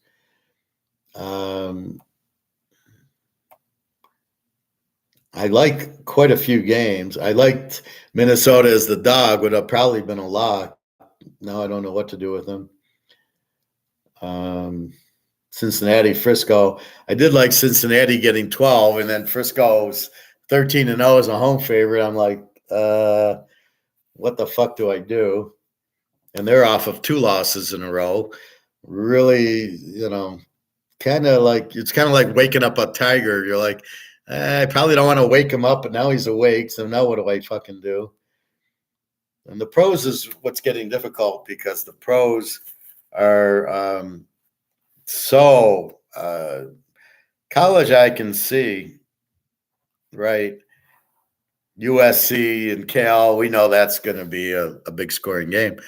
But in the pros, you got Buffalo losing to New England. So you got New England losing 35-0 to New Orleans, and then you've got them beating Buffalo, and you're like, what do I do here? So I've got to find the key to the pros, which I will. I'm good at that. I found the key to college. Now it's just finding the key to pros. Who's safe? I just think there's so many bad quarterbacks in the NFL and bad coaches that when you get, like last week I took Denver because I said there's no way Jordan Love's going to win as a road favorite. And he didn't. And we had him as a favorite again against Minnesota, and then Minnesota beats Frisco. So now everybody's like, oh, I guess Minnesota's back. And they all jumped to Minnesota after beating Frisco, which I don't blame them. That shows you how fickle it is. It's all week by week. Oh, Minnesota beat Frisco, we'll take Minnesota. Oh, Green Bay beats Minnesota, now we're going to jump on Green Bay. I mean, that's how stupid it is. We got the full slate. I got my Jets this weekend. Miami gets New England. They're going to murder them. LA and Dallas. I watched that LA Pitt game and I'd scratch my head. I'm like, how did you fucking lose to Pittsburgh? There was a J.J. Watt interception returned to the 10. That's one way. And now let's see Baltimore, Arizona. Let's see Lamar at Arizona if he's going to light them up. He lit up the Lions because the Lions suck. He should light up Arizona. The problem is he's not good. Where was he against Pitt? 17-10. He got a whole 10 points against Pitt. I don't know I don't remember the Cleveland game. Cincy, he won, but Burrow was injured. So I like how people don't want to acknowledge, like, oh, look at Detroit. They went into Kansas City and won. Well, Kelsey didn't play, and the defensive tackle, who was the best player in the league, didn't play. And you want to just ignore all that and say, look, the Lions won by one at Casey on a pick six. So don't go there. And then they get all excited. They beat Carolina, Tampa, and Atlanta. You know, like, whippy. And I got skewed because Green Bay beat Chicago. And I said, oh, Love's pretty good. And then I realized, no, Love sucks against normal NFL team. So that's what we have in the pros. Just almost looking for weak favorites. You know, Buffalo should win. Indy, New Orleans, that's a weak favorite. Jacksonville, Pitt, that's a weak favorite. Houston, Carolina, it's a mess. Philly should hammer Washington. Dallas is a weak favorite to the Rams. Miami should put up a lot of points. The Jets are fine. Atlanta is a weak favorite to Tennessee. Minnesota's a weak favorite. It won't matter. Seattle's a favorite against Cleveland. KC's good. The Niners are good. Baltimore's good. San Diego, who the fuck knows? And Detroit's a weak favorite. So you got a lot of weak favorites out there. But we'll get into the pros tomorrow. That's pretty much today. So what I'll do now is I'll look at the games question. I'll review the some of the past games, and I'll look at the quarterback. So I have a quarterback stats that I pull from Yahoo. So basically, all I care about is, oh, he's got 16 touchdowns and 2 interceptions, and this guy's got 6 touchdowns and 10 interceptions. So we want to bet against the 6 and 10 and bet on the 18 and 2. So that definitely helps. And then we look at a little bit of yards and the defenses, and then we look at older games this year to see. Ohio State beat Notre Dame, and they beat Penn State. And they go to Wisconsin. You got to bet it's going to be an under. I mean, that's all you can do. They don't score against good teams. Wisconsin's got a good defense. And honestly, they might lose the game. They look really bad. They have no offense. They have no running. Their running back's been injured. The coach is questionable. The defense looks really strong, and I believe, and it should look strong against Wisconsin. This will be a very low-scoring game, I think. Against Michigan, I don't know if they can handle them. Michigan's running a different offense than I've ever seen them run. It's more of like a TCU offense. You got the crossers, and these guys are wide open in the quarterback, and they're trying to make the quarter. If this guy wins the Heisman, you can't have a Heisman anymore. This guy's terrible. Again, who is he beaten? The best team he beat was Rutgers. Okay, that's it. That's the best team he's beaten. So what the fuck? No, you got to look at who they beat. Ohio State at least played Notre Dame and Penn State. Michigan will play Penn State. And what kills me is, he should win the Heisman, and then they place Penn State and they beat them. Penn State wins the game, 28-6. And then all of a sudden you're like, well, no, they lost, so he's not really any good anymore. Give me a break. I mean, that's how stupid these guys are. Anyway, I think that's it. So free pay, USC over, and Philadelphia minus the 1 against Washington. Those are your free picks. I've got 2 locks posted, and I've probably got more coming.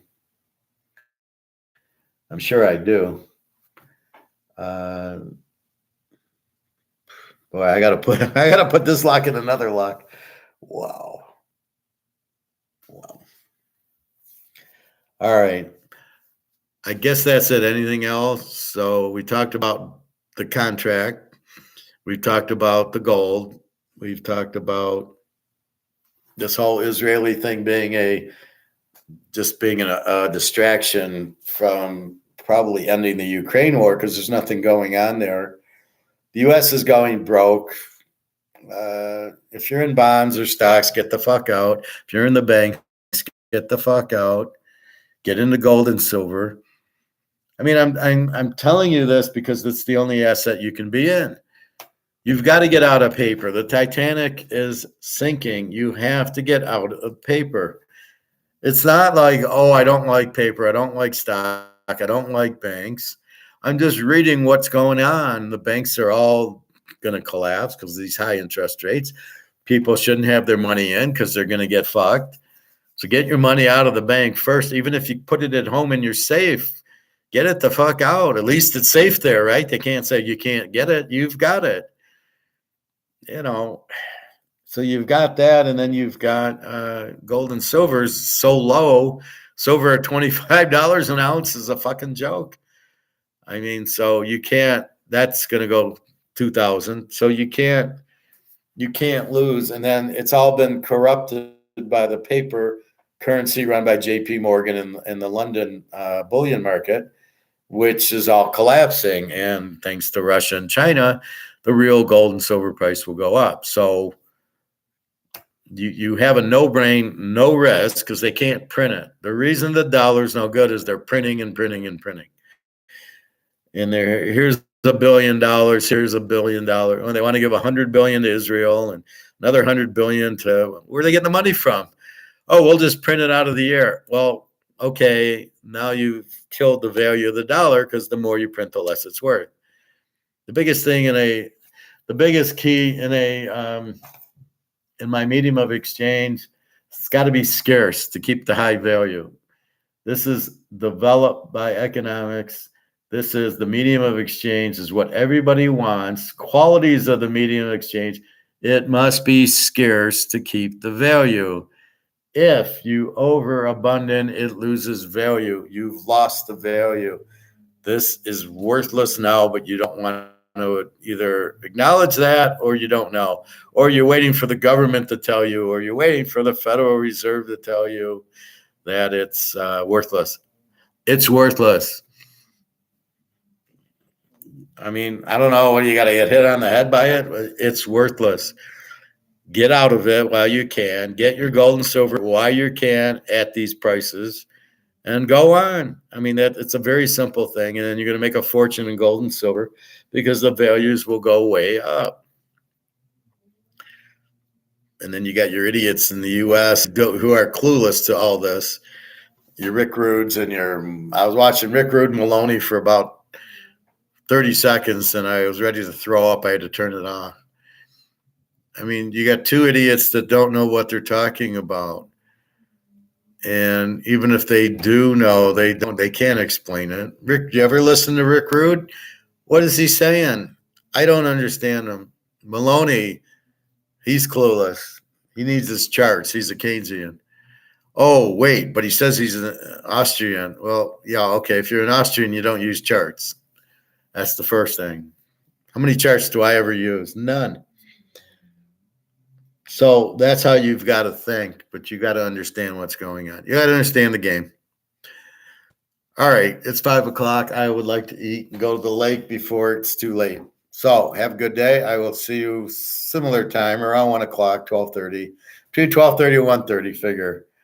Bobby, good luck on your test. I hope it goes well. Yeah, I figure 3 months on the medals. Figure January. But you still probably want to keep buying them. Like, don't stop buying, waiting for January. Keep buying. Call up the Mets and say you want your money in gold and silver. Quit fucking around, or you're gonna lay the smack. You're gonna have the Rock go over there and lay the smack down on them. So do that. But anyway, have a nice night. Any other questions or comments? www.teaserking.com. You get my email there. There's my football. You can buy the picks there. Again, out of all that, I'm going to condense and get picks and put good picks together. And hopefully we don't have bad luck like we've been having the last week or two. There's nothing we can do. All I can say is the plays are good. I can't do anything more than saying USC and Cal should be a big over. That's all I can do. I got to bet it now. I can't bet it after the game. I'm not Bernie Madoff. And that's all I can say is that it should be a good play.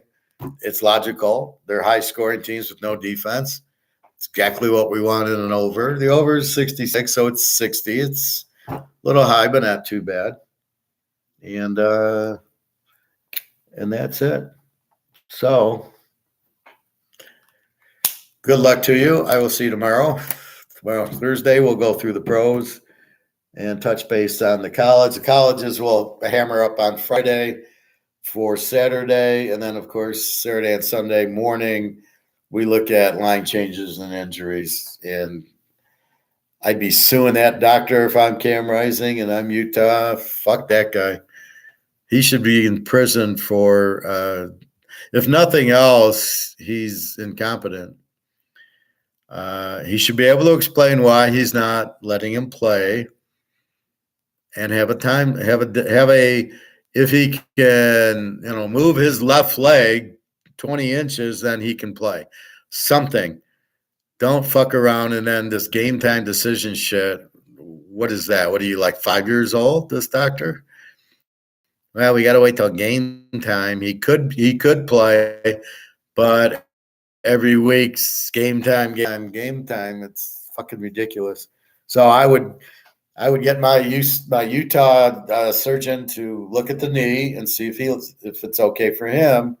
I'd drive to BYU and have him look at the knee, and if he says it's okay, I'd play him. I'd write a letter to the NCAA and say, "Fuck you. I've got my two doctors. This doctor's obviously incompetent, and I'm not going to be held in check by him." Who knows? He did Stafford. Stafford's playing. Stafford had a shoulder or knee or whatever he did. So seems like he's pretty weak doctor. Pretty biased, and he wants USC to win.